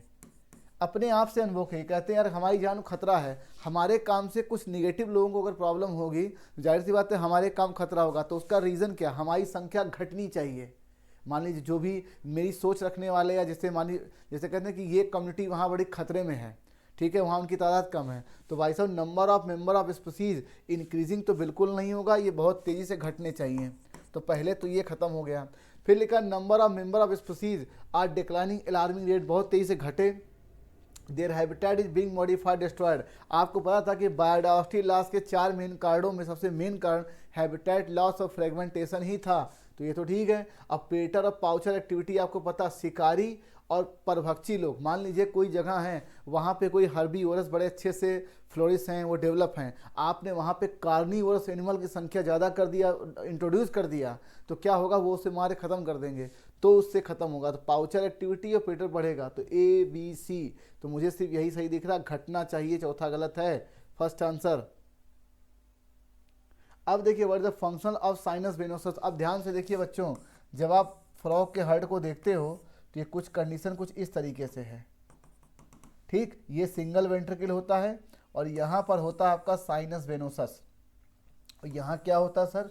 Conus arteriosus. पहली बात याद रखिएगा, यहाँ होता है कोनस आर्टेरियोसस और यहाँ होता है साइनस वेनोसस, ठीक। अब साइनस वेनोसस के पहला काम सुनिए, ये इनिशिएट करता है हार्ट बीट को। जो प्राइमरी हार्ट बीट होती है, प्राइमरी हार्ट बीट की ओरिजिन यहीं से स्टार्ट होती है। एक काम तो ये, और पूरे शरीर से इम्प्योर ब्लड पहले ये कलेक्ट करेगा, फिर आपका आएगा राइट ऑरिकल में, और ये है लेफ्ट ऑरिकल, याद रखिएगा, ठीक। तो it receives डीऑक्सीजन blood from the body from vena केवल, ठीक। और ये आर्टिफिशियल पेसमेकर नहीं है, नेचुरल पेसमेकर है, और हार्ट बीट की ओरिजिन प्राइमरली यहीं से स्टार्ट होती है, साइनस वेनुसम से। और सर कोनस आर्टेरियोसस का क्या काम है आपको पता है, यहाँ से इम्प्योर, यहाँ से प्योर ब्लड आके मिक्स हो गया सिंगल वेंट्रिकल में। तो अब क्या करें भाई, बॉडी को, अब यहाँ से बॉडी को पास आउट होना है, ध्यान से देखिए, यहाँ से ब्लड निकले तो एक तो चला जाएगा लंग्स में और एक चला जाएगा बॉडी को। तो इन चीज़ों को बाइफर्केट करने काम करता है कोनस आर्टेरियोसस। तो कोनस आर्टेरियोसस में पाया जाता है स्पाइरल वाल्व, जो कि इम्प्योर या ऑक्सीजनेटेड, मतलब इम्प्योर और प्योर ऑक्सीजन ब्लड को सेपरेट करता है और अलग अलग पाथवे में डिलीवर करता, भेजता है। तो कहेंगे तो इसका काम क्या है, कोनस आर्टेरियोसस में पाए जाने का ऑक्सीजनेटेड डीऑक्सीजन ब्लड को बाइफर्केट करना या सेपरेट करना, याद रखिएगा, सेकेंड आंसर। फिर देखिए आपको मालूम तो प्राइमरी ऊसाइट और सेकेंडरी ऊसाइट, कुछ नहीं सर, आपको पता है कि जो प्राइमरी ऊसाइट है, प्राइमरी ऊसाइट है, ठीक, इसमें ग्रेनुलोसा सेल थोड़ी कम होती है। ग्रेनुलोसा सेल की केवल सिंगल लेयर थिकनिंग होती है, और जब ग्रेनुलोसा सेल की मल्टीपल लेयर में हो जाएगा, ठीक है, प्राइमरी ऊसाइट के चारों तरफ, तो इसको बोलेंगे सेकेंडरी फॉलिकल, याद रखिएगा, सेकेंडरी फॉलिकल बोलते हैं। अब प्राइमरी ऊसाइट कब बनता है, फीटल स्टेज में बन जाता है, आपको पता है। और ये सेकेंडरी फॉलिकल से भी सराउंड होता है, क्यों, कि जब तक टर्सी फॉलिकल नहीं बनता है, उसमें एंटरम नहीं बनता है, तब तक प्राइमरी ऊसाइट से सेकेंडरी ऊसाइट बनता ही नहीं। इसका मतलब सेकेंडरी ऊसाइट और प्राइमरी ऊसाइट तक आप, सेकेंडरी फॉलिकल और प्राइमरी फॉलिकल तक प्राइमरी ऊसाइट ही रहता है। और क्रोमोसोम इसमें 46 है, क्योंकि म्यूटेशन जब हुआ नहीं है। और these are formed at onset of puberty, secondary oocyte, जब प्यूबर्टी स्टार्ट होती है तब फ्लूइड फिल्ड कैविटी बनती है सेकेंडरी आपके फॉलिकल में, तब वो टर्सी फॉलिकल कहलाता है। पहला मियोटिक डिवीजन कंप्लीट होता है प्यूबर्टी के समय, और टर्सी फॉलिकल से ये सराउंड होते, ठीक है। क्रोमोसोम इसमें आधा हो जाएगा, 46 नहीं होगा, इसमें 46 है लेकिन इसमें नहीं है, तो क्या सही हो गया, ABC, क्या आंसर आ गया, सेकेंड। अब देखिए एक्सेप्ट एंडोक्राइन फंक्शन, आपको मालूम था कि प्लेसेंटा और कार्पस ल्यूटियम ये आपके टेम्पोरेरी, प्लेसेंटा एक प्रकार से टेम्पोरेरी एंडोक्राइन ग्लैंड की तरह काम करता है, और ये वैरायटी ऑफ हार्मोन सेक्रेट करता है, ये मैं जानता हूँ। जैसे कि पहले देखिए HCG, दूसरा देखिए HPL, उसके बाद मैं देख रहा हूँ सर रिलैक्सिन, और क्या है सर, प्रोजेस्ट्रॉन है, और क्या है सर, एस्ट्रोजन है, ठीक। तो HCG, HPL, relaxin, progesterone, oestrogen, तो ये सारे काम इसके एंडोक्राइन एक्टिविटी के हैं, तो ये दोनों तो होंगे नहीं। और प्लेसेंटा एक प्रकार का वेस्कुलर कनेक्शन होता है किसके बीच, डेवलपिंग फीटस और मैटरनल बॉडी के, जो कि वेस्ट मटेरियल रिमूव करता है, न्यूट्रिएंट भेजता है, ठीक है। तो भाई it also facilitate supply of the nutrient and embryo, और फैसिलिटेट करता है removal of carbon dioxide active waste material. तो ये दोनों फंक्शन एंडोक्राइन फंक्शन नहीं है। तो अदर फंक्शन ऑफ प्लेसेंटा, तो क्या हो जाएगा, B और C, सेकेंड आंसर। अब देखिए tissue culture technique can produce infinite number of new plant, कुछ नहीं सर, ये एक पेड़ है, मान लीजिए ये एक पेड़ है, यहाँ एक छोटी सी पत्ती है, ठीक। इस पत्ती को आपने इसे ले लिया। अब देखिए जो क्रोमोसोम मान लीजिए यहाँ 40 है इसके रूट में, तो इस टहनियों में 40 होगा, यहाँ भी 40 होगा, और इसी को आपने एक्सप्लांट बना लिया, एक्सप्लांट, और एक्सप्लांट्स के इसको एक्सप्लांट बनाया न्यूट्रिशन दे करके 1000 माइक्रो प्रोपोगेशन के थ्रू, माइक्रो प्रोपोगेशन के थ्रू थाउजेंड्स ऑफ प्लांट बना दिए हैं। तो आप ध्यान देखिए, कहते हैं क्रोमोसोम का नंबर चेंज होता है मियोसिस और फर्टिलाइजेशन की वजह से, तो यहाँ तो ऐसा कुछ हुआ नहीं। इसके जितने पौधे पैदा होंगे वो यूनिफॉर्मली जेनेटिकली आइडेंटिकल होंगे किसके, पेरेंट बॉडी के, इसके। तो क्या आंसर आ गया, फर्स्ट आंसर, याद रखिएगा। और होमोजाइगस डिप्लॉयड प्लांट, इसका एक, अब देखिए होमोजाइगस डिप्लॉयड प्लांट, अब देखिए ये हम कह नहीं सकते कि आपका मान लीजिए ध्यान से देखिए, ये पौधा हेट्रोजाइगस था, कैपिटल T स्मॉल t वाला था, और या कैपिटल T दोनों हो सकता है, तो हम कैसे कह दें कि सर ये होमोजाइगस होगा, तो ये गलत है। न्यू स्पीसीज नहीं सर, यहाँ कोई नई स्पीसीज नहीं बनी है, सेम बना है। वेरिएंट थ्रू पिकिंग ऑफ सोमाकुल, नहीं, वेरिएशन आता ही नहीं है, फर्स्ट आंसर। लिखा in the name of bacteriophage, कुछ नहीं सर, फेज मतलब होता है टू ईट या टू फीड, किसी को फीड करना। अब देखिए होता क्या, वो वायरस की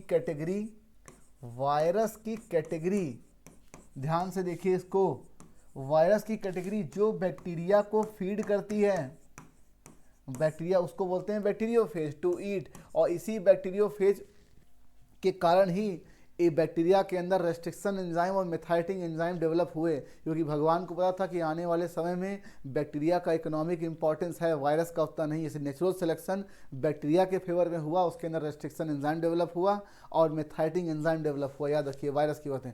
अब देखो, जो किसी फंजाई को फीड करे जो वायरस, उसको क्या बोलेंगे सर? उसको बोलेंगे माइकोफेज। तो माइकोफेज का मतलब फंजाई को इन्फेक्ट करने वाला वायरस, बैक्टीरियोफेज मतलब बैक्टीरिया को फीड करने वाला वायरस या ईट करने वाला। That is third answer.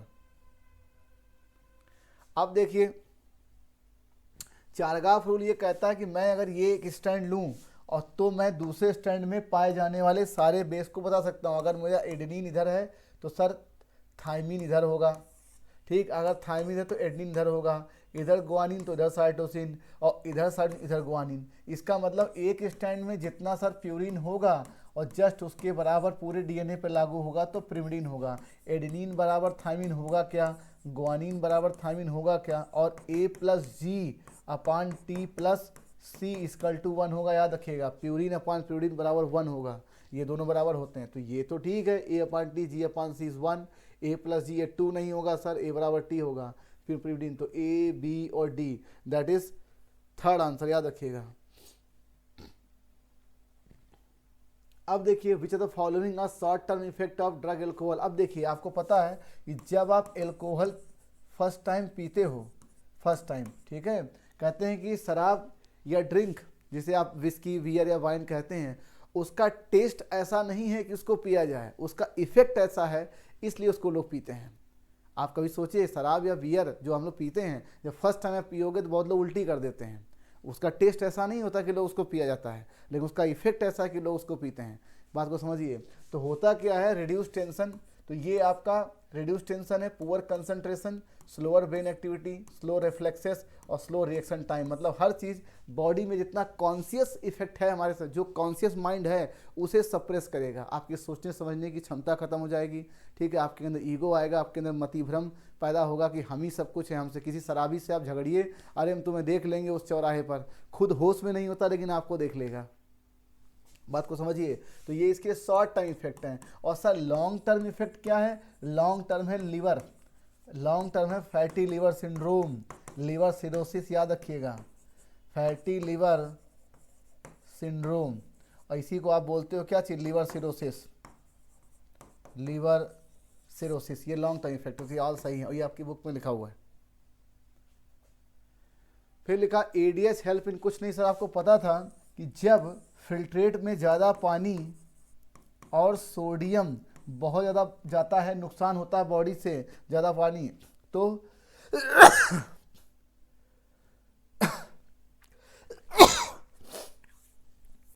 आप देख सकते हैं, तो इसको बोलते हैं डाईयूरेसिस की कंडीशन, ठीक। और बॉडी कभी नहीं चाहेगी पानी से एक्सेस वाटर लॉस हो, ठीक। तो होता क्या है कि जो हमारा ये एडीएच हार्मोन है जिसे आप वैसोप्रेसिन कहते हो, ये इस डीसीटी पे काम करके पानी को रीअब्जॉर्ब कराता है और साथ ही सोडियम भी इससे रिलीज हो जाता है। अब ये कहाँ जाता है सर?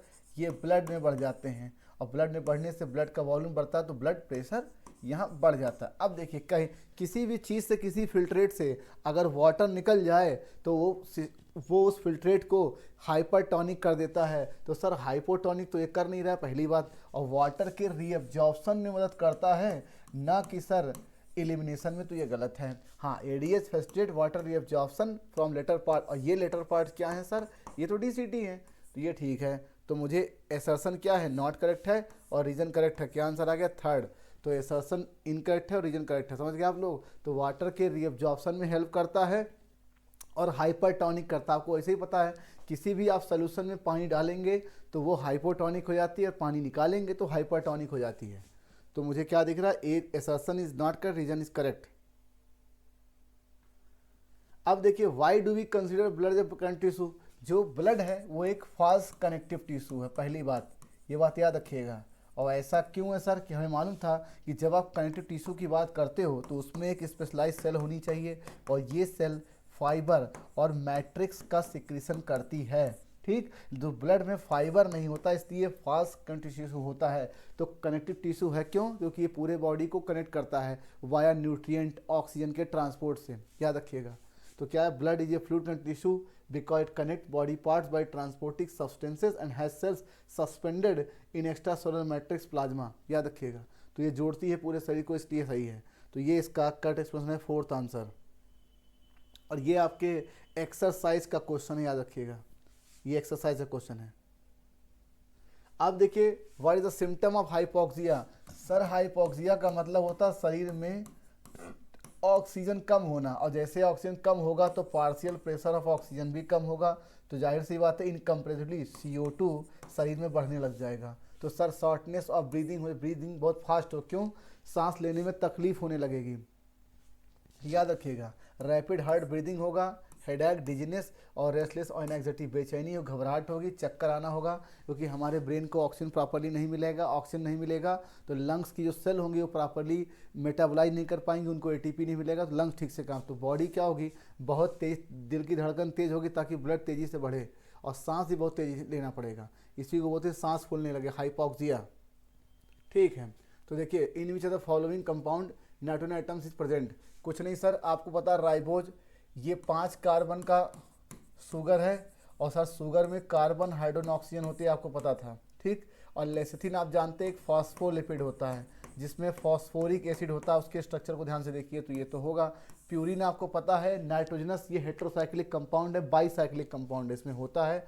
पामेटिक एसिड में 16 कार्बन होते हैं, आपको पता है, ये कार्बोक्सिलिक एक फैटी एसिड है। और एनाइलिक एसिड एक न्यूक्लियोटाइड है जो कि शुगर, फॉस्फेट और आपके नाइट्रोजन बेस से बना हुआ है, जाहिर सी बात है इसमें भी नाइट्रोजन होगा। तो मुझे दिख रहा है B और इसमें दिख रहा है C और E, क्या आंसर आ गया? पहला लिखा, in the following plant least number of cells present in gametophyte. कुछ नहीं सही, इस क्वेश्चन को समझिए। आप जैसे जैसे बच्चों एल्गी से बढ़ते जाएंगे आगे की तरफ, अगर मैं एंजियोस्पर्म ही पकड़ के चलूं, ठीक, तो क्या होगा, गैमेटोफाइट रिड्यूस होता जाएगा, गैमेटोफाइट रिड्यूस होता जाएगा, और स्पोरोफाइट एडवांस होता जाएगा।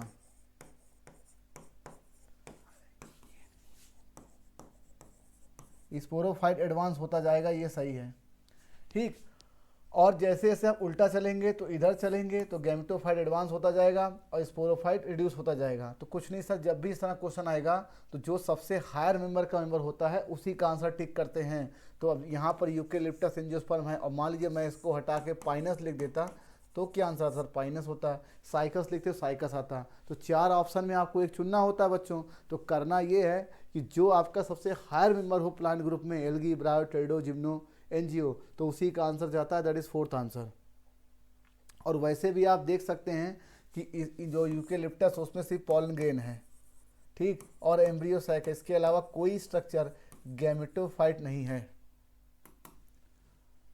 अब देखिए लिखा, Limulus is considered living fossils. कुछ नहीं सर, लिविंग फॉसिल्स वो होते हैं बदलते वातावरण की कंडीशन के साथ किसी जीव के अंदर बहुत लंबे समय से चेंज ना आया हो और उसने बहुत सारे ऐसे कैरेक्टर को रिटेन कर रखा हो जिसकी आज present condition, present atmosphere environment में उसकी इंपॉर्टेंस ना हो, ठीक, तो उसको बोलती है लंबे समय से चेंज ना आया हो। तो क्या it has change very little in appearance over millions of years. क्या 3rd आंसर, ये मिलियंस ऑफ ईयर्स पुराने हैं लिमुलस, याद, इसको बोलते हैं किंग क्रैब। क्या बोलते हैं इसको? King crab. और प्लांट में आपने पढ़ा है साइकस। लिखा है वर्ड सिस्टम बायोलॉजी। आपको पता है कोई एक जीव है, मान लीजिए कोई ऑर्गेनिज्म है, ठीक, उसके अंदर सेल होंगे और सेल के बाद सर टिश्यू होंगे, टिश्यू के बाद उसके अंदर सिस्टम होगा, ठीक, ऑर्गन सिस्टम होगा। तो आप करना क्या है कि आप किसी का जब अध्ययन करेंगे तो पूरे पूरे सिस्टम को करेंगे, ना कि एक एक सेल को करेंगे। या किसी सेल को अध्ययन करना होगा तो पूरे सेल को अध्ययन करेंगे, ना कि एक एक कंपोनेंट को अध्ययन करेंगे। सिस्टम बायोलॉजी ये कहता है कि जब कॉम्प्लेक्स बायोलॉजिकल सिस्टम होता है like cell, tissue, organism, as a whole rather than focusing on individual parts, मतलब पूरा का पूरा अगर सेल को अध्ययन करेंगे तो पूरे सेल को अध्ययन करेंगे, टिश्यू करेंगे, ऑर्गेनिज्म करेंगे तो पूरे जीव को करेंगे। आप ये नहीं कहेंगे मेरे अंदर ये सेल इस प्रकार की है, मेरे नाखून मेरा इस प्रकार का नहीं, आप मुझे पूरा डिस्क्राइब करेंगे। ये है सिस्टम बायोलॉजी फर्स्ट आंसर। और प्यारे बच्चों ये आपका यहाँ लिखा हुआ है, ध्यान से देखिए, ये ए नोट फॉर टीचर स्टूडेंट, ये एनसीईआरटी ने आपको एक नोट दिया है, मतलब एक पैगाम कि भैया टीचर और स्टूडेंट के लिए। तो मुझे तो इनका पैगाम समझ में आ गया, मैंने सवाल आपसे पूछ लिया, तो आप लोग भी थोड़ा बहुत पढ़ लो एक पैराग्राफ, ठीक है। अब देखिए presence of air bladder is very important for Pisces के लिए, बिल्कुल सही बात है। पाइसेस में कौन, आपके ऑस्टिक थीस की बात है ये, क्योंकि कॉन्डिक थीस में तो ये होता नहीं, ठीक। Air bladder primarily for buoyancy control, मतलब एक प्रकार का ये इनको, जैसे आपको पता है जब आप लोग नदी वगैरह में किसी बोट वगैरह में जाते हैं तो आपको लाइफ जैकेट दी जाती है, उसमें फॉर्म होता है ताकि आप डूबे ना, ठीक। Letting them hover at depth, मतलब गहराई में भी ये टिके रहें तैरने के बिना, क्योंकि तैरने में एनर्जी लगती है, ठीक है। और लगातार आप तैरते रहोगे तो शिकारी के नज़र में आ जाओगे और शिकार को पकड़ नहीं पाओगे। तो होता क्या है, पानी के अंदर एक जगह पे सस्टेन्ड रह करके अपने शिकार को देखना और शिकार पर अटैक करने में इनके लिए फ़ायदेमंद होता है। और इसके अलावा ये फीडिंग और प्रेडेटर अवॉइडेंस से बच जाते हैं। इट आल्सो फंक्शन एज क्या, साउंड रेजोनेटर। अब ये क्या है सर, आपने पढ़ा होगा कंस्ट्रक्टिव इंटरफेरेंस, ऐसा मतलब काम करता है कि जो आपकी साउंड वगैरह उसके आसपास आती हैं इसको एम्पलीफाई करके इसको अच्छे से सुनाई देता है, एम्पलीफाई करता है साउंड को, साउंड रेजोनेटर, और क्रूशियल फॉर कम्युनिकेशन के लिए, ठीक है। तो ये कंस्ट्रक्टिव इंटरफेरेंस करता है। तो ये दोनों सेंटेंस सही है भाई, करेक्ट समझना है।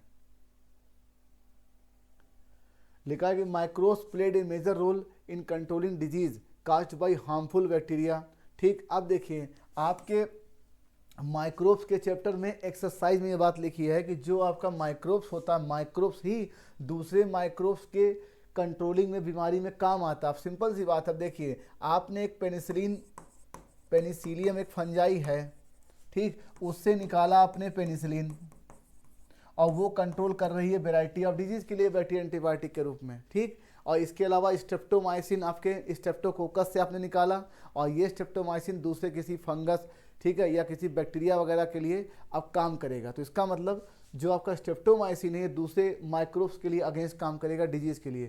तो ये बहुत ज़रूरी है और वैक्सीन बनाने के लिए भी है। तो लिखा है कि microbes produce antibiotic like penicillin, streptomycin that kill और stop bacteria growth, creating vaccine, और वैक्सीन बनाने में भी काम आते हैं microbes, and producing antitoxin antibodies to boost immunity. इसका मतलब डिजीज़ को कंट्रोल करने में इनका बहुत ही रोल है। Fourth answer. फिर का से the correct option for marchantia, कुछ नहीं सर, सबसे पहले मैंने मार्केंसिया को आइडेंटिफाई किया कि ये लीवर वर्ट है, इसमें तो कोई शक नहीं है। और लीवर वर्ट है तो सर ये क्या है, ब्रायोफाइट है, इसमें भी कोई शक नहीं है, ब्रायोफाइट है सर। तो आप जान सकते हैं कि इसमें इनकी बॉडी क्या होती है सर, थैलॉइड होती है। ये बात समझ में आती है। तो थैलॉइड लीवर वर्ट है, ठीक है। अब देखिए लीवर वर्ट दो प्रकार के थे, एक लीफी लीवर वर्ट थे, एक थैलॉइड लीवर वर्ट थे। जो थैलॉइड लीवर है वो मार्केंसिया है, यूनिसेक्सुअल है, क्योंकि आप देखिए दो थैलस बने, आंथ्रीडियोफोर आर्चिगोनियोफोर। जाइगोटिक मियोसिस नहीं सर, इनमें स्पोरिक मियोसिस होती है क्योंकि एम्ब्रियो बनता है, याद करिएगा, एम्ब्रियो स्पोरिक मियोसिस होती है जिससे आपका स्पोर बनता है। वाटर रिक्वायर्ड है फर्टिलाइजेशन के लिए, भले ज़मीन पर रहते हैं लेकिन पानी इनके लिए रिक्वायर्ड है, काहे के लिए, फर्टिलाइजेशन के, इसीलिए इनको एम्फीबियंस ऑफ प्लांट किंगडम कहते हैं। ABD क्या आंसर आ गया फर्स्ट। अब इसको तो मैंने पहचान लिया भाई, ये कोबरा है, ठीक, जिसको आपने नाजा कहा है, ठीक। ये एक प्रकार का रेप्टाइल है, मुझे दिख रहा है सर, रेप्टाइल है। और ये कैसा है, 3 चैम्बर हर्ट वाला है, ठीक। तो 3 चैम्बर हर्ट हो गया, ट्रिप्लोब्लास्टिक है क्योंकि प्लेटिहेल्मिन्थेस के आगे है, बोनी वर्टिबल कॉलम क्योंकि वर्टिब्रेटा सब फाइलम के, ठीक है, ग्नेथोस्टोमेटा डिवीजन के टेट्रापोडा मेंबर में ये आपके रेप्टाइल्स का मेंबर है। और यूनिसेक्सुअल तो होते ही हैं, याद रखिएगा। फोर्थ आंसर ये आप देख सकते हैं। आप देखिए इसको मैंने पहचान लिया, इसमें हम लोग बहुत खा रहे हैं, मैं खुद ही खा रहा हूँ, सुबह खा के आया था। ये एप्पल है और ये जो पार्ट आप दिख रहा है ना, ये वाइट वाइट जो खाते हो सर, ये थैलमस होता है। और आपकी किताब ये कहती है कि अगर पेरिकार्पेडिबल है तो ट्रू फ्रूट है, पेरिकार्प के अलावा कोई चीज़ डी वाला थैलमस वगैरह, तो उसको बोल देंगे फास्ट फूड, जैसे कि नाशपाती और सेब, याद रखिएगा। ठीक, तो ये फास्ट फूड है, क्यों है? Thalamus also contribute food formation, ये ट्रू फ्रूट नहीं है, सीड इसमें होता है, तो आपको पता ही है। ए एंड बी, क्या आंसर आ गया? फर्स्ट। अब देखिए, ये आपको बताया गया था किसी फ्लोरल अपेंडेजेस में दो चीज़ें हो सकती हैं, फ्लोरल अपेंडेज। ठीक, दो चीज़ें हो सकती, या तो सर कोहेसन होगा, ठीक, या तो सर एडेशन होगा। कोहेसन को हम ब्रैकेट से दिखाएंगे, एडेशन को ऐसे दिखाएंगे। एडेशन दो चीज़ों के बीच में होगा सर, अगर एंड्रोसियम और कोरला के बीच हुआ तो बोलेंगे ईपी पिटेलस, इसकी फैमिली सोलेनेसी, मालवेसी, कंपोजिडी, और एक एग्जांपल तो आपका ब्रिंजल है ही। और अगर पेरियंथ और एंड्रोसियम से ऐसे जोड़ेंगे सर, तो ये चीज़ क्या हो जाएगी?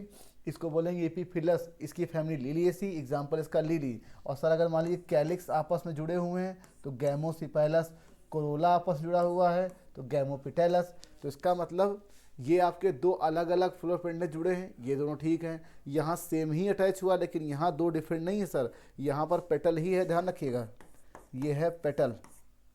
क्या आंसर आ गया? फोर्थ। अब देखिए, कुछ नहीं सर, ये आपको ठीक है।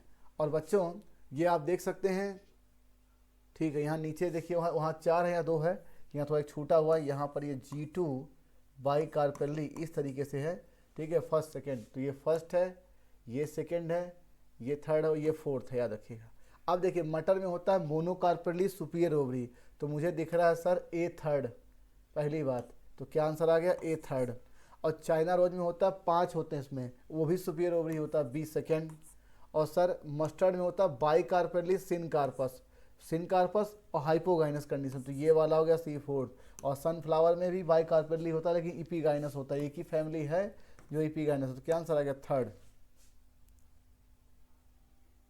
What is the number of xylem bundle in seen monocot root? कुछ नहीं सर, वीट जो है एक मोनोकाट है, और ये आपको बताया गया था कि मोनोकाट में जो जाइलम बंडल होते हैं वो मोर देन 6 होते हैं, तो सर मोर देन 6 होंगे। और यही केस आपको मेज में भी देखने को मिलेगा। कुछ नहीं sir, with following NADH2 form, आपको पता ग्लाइकोलिसिस में 2 NADH2 बनते थे, ये आपको याद होगा। लिंक लाइट रिएक्शन में सर NADPH2 बनता है, याद रखिएगा, NADPH2 बनता है। और ऑक्सीजन डीकार्बोक्सिल में बनता ही है, यहाँ पर भी 2 NADH2 बनता है। ठीक, क्रेब्स साइकिल में बनता है आपका 6, ये भी आप जानते थे, 6 NADH2। और केल्विन साइकिल में ऐसा कुछ नहीं, वहाँ NADPH2 यूज हो जाता है। तो सर A, C, D, क्या आंसर आ गया? फर्स्ट। और क्रेब्स साइकिल में आपके 2 FADH2 ही बनते थे, याद रखिएगा।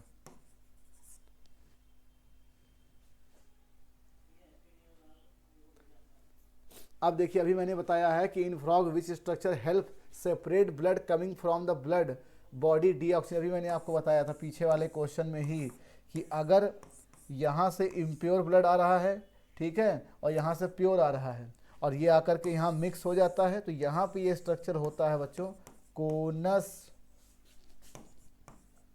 आर्टेरियोसस, और इसके अंदर होती है स्पाइरल वॉल्व, और यही स्पाइरल वॉल्व ही इस इम्प्योर ब्लड को बाइफर्केट करती है। एक चला जाता है, इम्प्योर ब्लड चला जाता है लंग्स में, और प्योर ब्लड चला जाता है बॉडी पार्ट्स में।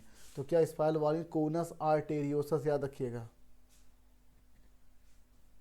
अब देखिए, primary CO2 acceptor C3 plant में IUP 5 कार्बन का, कीटो शर्करा, इसमें PEP 3 कार्बन का। Prime CO2 fiction product PGA-OAA, इसका 1 मॉलिक्यूल बनता है, इसके 2 बनते हैं। सेल टाइप इनविज इनिशियल कार्बोक्सिलेशन, ये तो ठीक है सर, लेकिन इसमें भी मेजोफिल ही होगा, रखिएगा। अब C3 प्लांट में जो होता है, जो मेन आपका ग्राउंड टिश्यू होता है लीफ में, वो मीजोफिल पैनकाइमा होता है, तो यहाँ तो ठीक है, लेकिन यहाँ भी मीजोफिल ही होगा, रखिएगा, यही गलत है। फिर लिखा number of carbon atoms in the prime CO2 acceptor, REBP में 5 कार्बन और इसमें 3 कार्बन, तो 5 और 3, याद रखिएगा। तो क्या आंसर आ गया? थर्ड। लिखा है कि नो वेल डिफाइंड न्यूक्लियस, मतलब किंगडम मोनेरा, और उसका जो फोटोसिंथेटिक प्रोकैरियोट है वो है साइनोबैक्टीरिया, ठीक है। मीजोसोम जो है कैरेक्टरिस्टिक प्रोकैरियोट, ये आपका रेस्पिरेटरी एंजाइम यहाँ पाए जाते हैं, एनालॉगस टू माइटोकॉन्ड्रिया होता, ठीक है। माइटोकॉन्ड्रिया क्लोरोप्लास्ट हमें पता है कि ये एटीपी फॉर्मेशन की साइट होती है। क्या होती है ये? एटीपी फॉर्मेशन की साइट होती है, ठीक। लेकिन जो क्लोरोप्लास्ट है वो एनिमल सेल में नहीं होगा, ये आपके ऑटोट्रॉफिक ऑर्गेनिज्म में होगा। तो ये आपका ही गलत है। फ्लाइंग फिश एक एनिमल है, गलत है। वेल डिफाइंड न्यूक्लियस पाइनस से, क्योंकि ये प्लांट है, यूकैरियोट। Third answer. ये बात सही है कि एटीपी फॉर्मेशन होती है माइटोकॉन्ड्रिया क्लोरोप्लास्ट की, लेकिन ये दोनों चीज़ें प्लांट में हो सकती है, एनिमल में नहीं। और माइटोकॉन्ड्रिया एनिमल प्लांट दोनों में है, याद रखिएगा। लिखा चूज द रेट्रोवायरस। रेट्रोवायरस मतलब होते हैं सिंगल स्टैंडर्ड आरएनए रखने वाले, मतलब ओल्ड जीनोम रखने वाले, याद रखिएगा। इन्हीं को बोलते हैं रेट्रो, ओल्ड जीनोम। इनकी खास बात ये होती है जब ये रेप्लिकेट करते हैं तो पहले सिंगल स्टैंडर्ड से आपका डबल स्टैंडर्ड डीएनए बन जाता है। तो पहले आरएनए से डीएनए बनाएंगे, फिर एमआरएनए बनेगा, एमआरएनए बनेगा, उसके बाद ये आपका ट्रांसलेशन करते हैं। तो RNA virus that synthesise DNA during infection, DNA virus गलत है, सिंगल स्टैंडर्ड डीएनए नहीं, आरएनए। और यहाँ पर भी ये सिंगल स्टैंडर्ड ही होगा। क्या आंसर आ गया? फर्स्ट, जैसे कि एचआईवी इसका एग्जांपल है, और इसी को बोलते हैं रिवर्स ट्रांसक्रिप्शन। क्या लिखा? In some virus the flow of information in reverse direction that is from RNA DNA, can you suggest simple name? क्या गया सर? इसका एग्जांपल है एचआईवी, ठीक है। अब देखिए लिखा है कि which one of following is not a major characters features of biodiversity hot spot. आपको पता था कि बड़ा सा एक हैबिटेट मान लीजिए है, और आप किसी भी एरिया को हॉट स्पॉट तब घोषित करेंगे जब यहाँ पर एरिया थोड़ा छोटा हो और आपका एंडेमिक स्पीसीज यहाँ ज़्यादा हो, मतलब A B C D F, और ये A B C D F कहीं और ना पाई जाए, मतलब एंडेमिज्म ज़्यादा हो और बायोडाइवर्सिटी तो रिच हो ही, ठीक। तो large number of species, abundance of endemic species, mostly located tropics, क्योंकि ट्रॉपिक्स में अवेलेबिलिटी ऑफ सोलर लाइट ज़्यादा थी, अवेलेबिलिटी ऑफ सोलर लाइट, इसीलिए यहाँ प्रोडक्टिविटी ज़्यादा थी, बायोडाइवर्सिटी ज़्यादा थी। और पोलर रीजन में बहुत ही लेस बायोडाइवर्सिटी होती है, सबसे कम बायोडाइवर्सिटी पोलर रीजन में होती है, लेस बायो डाइवर्सिटी। तो क्या आंसर आ गया? फोर्थ, याद रखिएगा। पोलर रीजन में बायोडाइवर्सिटी बहुत कम होती है, याद रखिए, क्योंकि वहाँ बहुत ही एक्सट्रीम कोल्ड है। और जैसे ही आपने पढ़ा रेगिस्तान में मकान नहीं बनते, रेगिस्तान में डाइवर्सिटी नहीं मिलती, क्यों? वहाँ एक्सट्रीम गर्मी है। अब देखिए प्रोटॉक्सिन, आपको पता है ये इनएक्टिव टॉक्सिन होता है, और जब ये एल्कलाइन पीएच आपको पता ही है इंसेक्ट के गट पे मिलता है एल्कलाइन पीएच, तो ये एक्टिव हो जाता है। क्या हो जाता है? ये एक्टिव हो जाता है, ठीक है। एक्टिव टॉक्सिन गलत है, डीनेचर्ड नहीं होता, और टॉक्सिन प्रोड्यूस बाय प्रोटोजोआ नहीं सर, ये बैक्टीरिया, बैक्टीरिया याद रखिएगा, बैक्टीरिया। अब देखिए डिकम्पोजर लाइक फंजाइन बैक्टीरिया, आपको पता, हम जानते हैं कि फंजाई ऑटोट्रॉफिक भी होते हैं, मतलब ये बैक्टीरिया ऑटोट्रॉफिक होते हैं, इसमें कोई शक नहीं है, ठीक। लेकिन जो आपका डिकम्पोजिशन होता है वो किसी डेट्राइटस डिकिंग मैटर पे सर्वाइवल की बात होती है। तो ऑटोट्रॉफिक का मतलब वो होते हैं जो अपना भोजन खुद बना लें, ऑर्गेनिक फूड। लेकिन आप किसी डेट्राइटस पे अगर अपना सर्वाइवल कर रहे हो, इसका मतलब आप हेटरोट्रॉप्स हो। तो या तो ये हेटरोट्रॉप्स होगा, और डेड डिकेइंग मैटर पे होते हैं तो इनको एक विशेष नाम देते हैं सेप्रोट्रॉप्स, याद रखिएगा। सेकेंड और थर्ड, क्या आंसर आ गया? Third answer. तो हेटरोट्रॉप्स की ही एक कैटेगरी आपका पैरासाइट और सेप्रोट्रॉप्स होता है, याद रखिएगा, सेकेंड एंड थर्ड। फिर लिखा meiosis result in diploid organism. आपको पता था कि मियोसिस किसी डिप्लॉयड जर्मिनल सेल में जब होता था बच्चों, डिप्लॉयड जर्मिनल सेल में, तो ये 4 गैमीट बनाता था, ये सत है, ठीक, जो कि हैप्लॉयड गैमीट बनते थे। सर ये स्पर्म हो सकते हैं, बिल्कुल, और सिंगल बनेगा तो ये ओवम भी हो सकता है, ठीक है। स्पर्म या ओवम हो सकते हैं, तो इसका मतलब प्रोडक्शन ऑफ गैमीट सही है। और देखिए यहाँ अगर 46 गुणसूत्र था बच्चों, तो जो इनके गैमीट थे वो 23, reduction in number of chromosome और इंट्रोडक्शन ऑफ वेरिएशन, क्यों? क्रॉसिंग ओवर के कारण, that is all of the above. और ये नंबर क्यों आधे होते हैं? क्योंकि आपको पता है कि 23 गुणसूत्र हुए गैमीट में एक पेरेंट से, तो 2 पेरेंट्स की जब मिलेंगे 23 23 46 फिर रिगेन करेगा। और अगर ऐसा नहीं होता तो क्या होता? मान लीजिए गैमीट में पूरा क्रोमोसोम चला जाए, तो 46 आ गए आपके स्पर्म से, ध्यान से देखिए होता क्या, 46 गुणसूत्र आ गए आपके स्पर्म में और 46 आ गए आपके ओवम में, तो आप देखिए जो नया जनरेशन आएगा वो 92 क्रोमोसोम, मतलब एक पेरेंट से जस्ट डबल क्रोमोसोम लेके पैदा होगी नई जनरेशन। और ऐसे करते 92 से 184 और फिर होगा 268, ऐसे बढ़ता चला जाएगा। तो 5-10 जनरेशन में ये 2 की पावर n से ज्योमेट्रिकली बढ़ता चला जाएगा। आप देखिए कि 10 जनरेशन में हज़ारों लाखों की संख्या में पहुंच जाएगा। तो एक सेल हज़ारों लाखों क्रोमोसोम होल्ड ही नहीं कर पाएगी। इसलिए भगवान ने व्यवस्था बनाई है कि मियोसिस क्रोमोसोम का नंबर हाफ करता है और फर्टिलाइजेशन उसी क्रोमोसोम के नंबर को रिस्टोर करता है। ठीक है, फोर्थ आंसर। फिर लिखा आपको एल्डोस्टेरोन का काम होता है, ध्यान से देखिए उस डायग्राम को, सोडियम के रीएब्जॉर्प्शन को बढ़ाता है।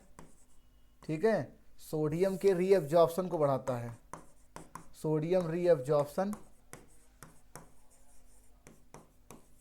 और पोटेशियम के एक्सक्रीशन को बढ़ाता है। सर एक्सक्रीशन हो रहा है, इसका मतलब ये ब्लड से नेफ्रिक फिल्ट्रेट में चला जाएगा और रीएब्जॉर्प्शन होगा तो ये ब्लड में बढ़ेगा।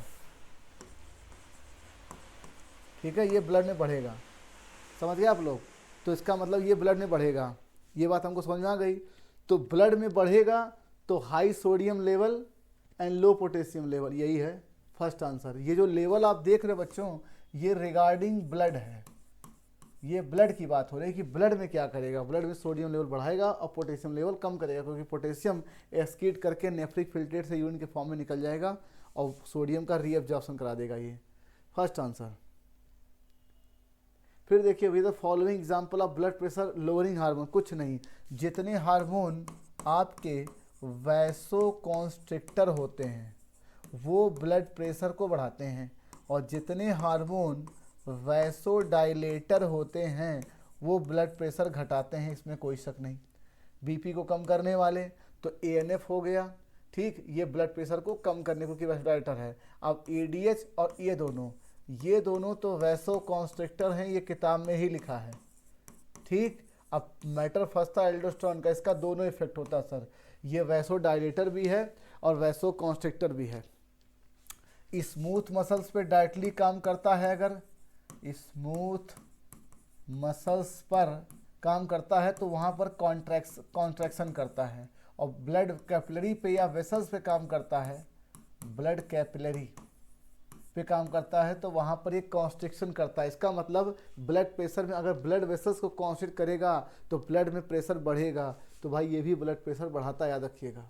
लेकिन इसका दोनों इफेक्ट है, याद रखिएगा, ये वैसो कॉन्स्ट्रिक्टर और दोनों ही है, क्योंकि स्मूथ मसल्स पे कॉन्ट्रैक्शन करता है ये। तो क्या आंसर आ गया सेकेंड। लेखा in the given below example how many belongs to kingdom fungi. तो सर किंगडम फंजाई में आपने पढ़ा फाइकोमास्टीज, एस्कोमास्टीज, बेसिडियोमास्टीज, डिट्रोमास्टीज, इनके एग्जांपल किताब में दिए हैं। तो पहला तो मुझे म्यूकर दिख गया और राइजोपस ये फाइकोमास्टीज, उसके बाद मुझे दिख गया कोइटोट्राइकम डिट्रोमास्टीज, न्यूरोस्पोरा एस्कोमास्टीज, अल्टरनेरिया डिट्रोमास्टीज। तो 1 2 3 और 2 5 कितने आ गए, 5, फोर्थ आंसर। अब देखिए लिखा है कि why do you think the zygote is dormant for some time in a fertilise ovule. अब देखिए जब डबल फर्टिलाइजेशन हुआ था, आप ध्यान से देखिए बच्चों, जब डबल फर्टिलाइजेशन हुआ था दो चीज़ें बनी थी, एक तो आपका जाइगोट बना था और एक आपका बना था एंडोस्पर्म, इसकी पोलैरिटी 2n, इसकी पोलैरिटी 3n। तो होता ये है कि दोनों के दोनों डेवलपमेंट करते हैं, लेकिन आपकी किताब ये कहती है, आपसे एनसीईआरटी ने पूछा है ये क्यों आपका एंडोस्पर्म का डेवलपमेंट जायगोट से प्रीसीडिंग होता है, मतलब एंडोस्पर्म जल्दी से अपने आप को डेवलप कर लेता है जायगोट के कंपेयर में। इसका रीज़न ये है कि डेवलपिंग जायगोट को नरिशमेंट देना होता है एंडोस्पर्म को। अगर मुझे किसी को कुछ देना है या किसी को कुछ संभालना है तो पहले मैं तो संपन्न रहूँगा तब तो किसी को संभाल पाऊँगा, मैं संभला रहूँगा तब मैं किसी को संभाल पाऊँगा। बात को समझिए, मैं किसी को आशा तभी दे पाऊँगा मेरे पास खुद आशियाना होगा, ये बात समझिए। तो एंडोस्पर्म जल्दी से डिवाइड करता है और जल्दी से डेवलप हो जाए ताकि उसको डेवलपिंग जायगोट जो कि आगे चल के एम्ब्रियो बनना है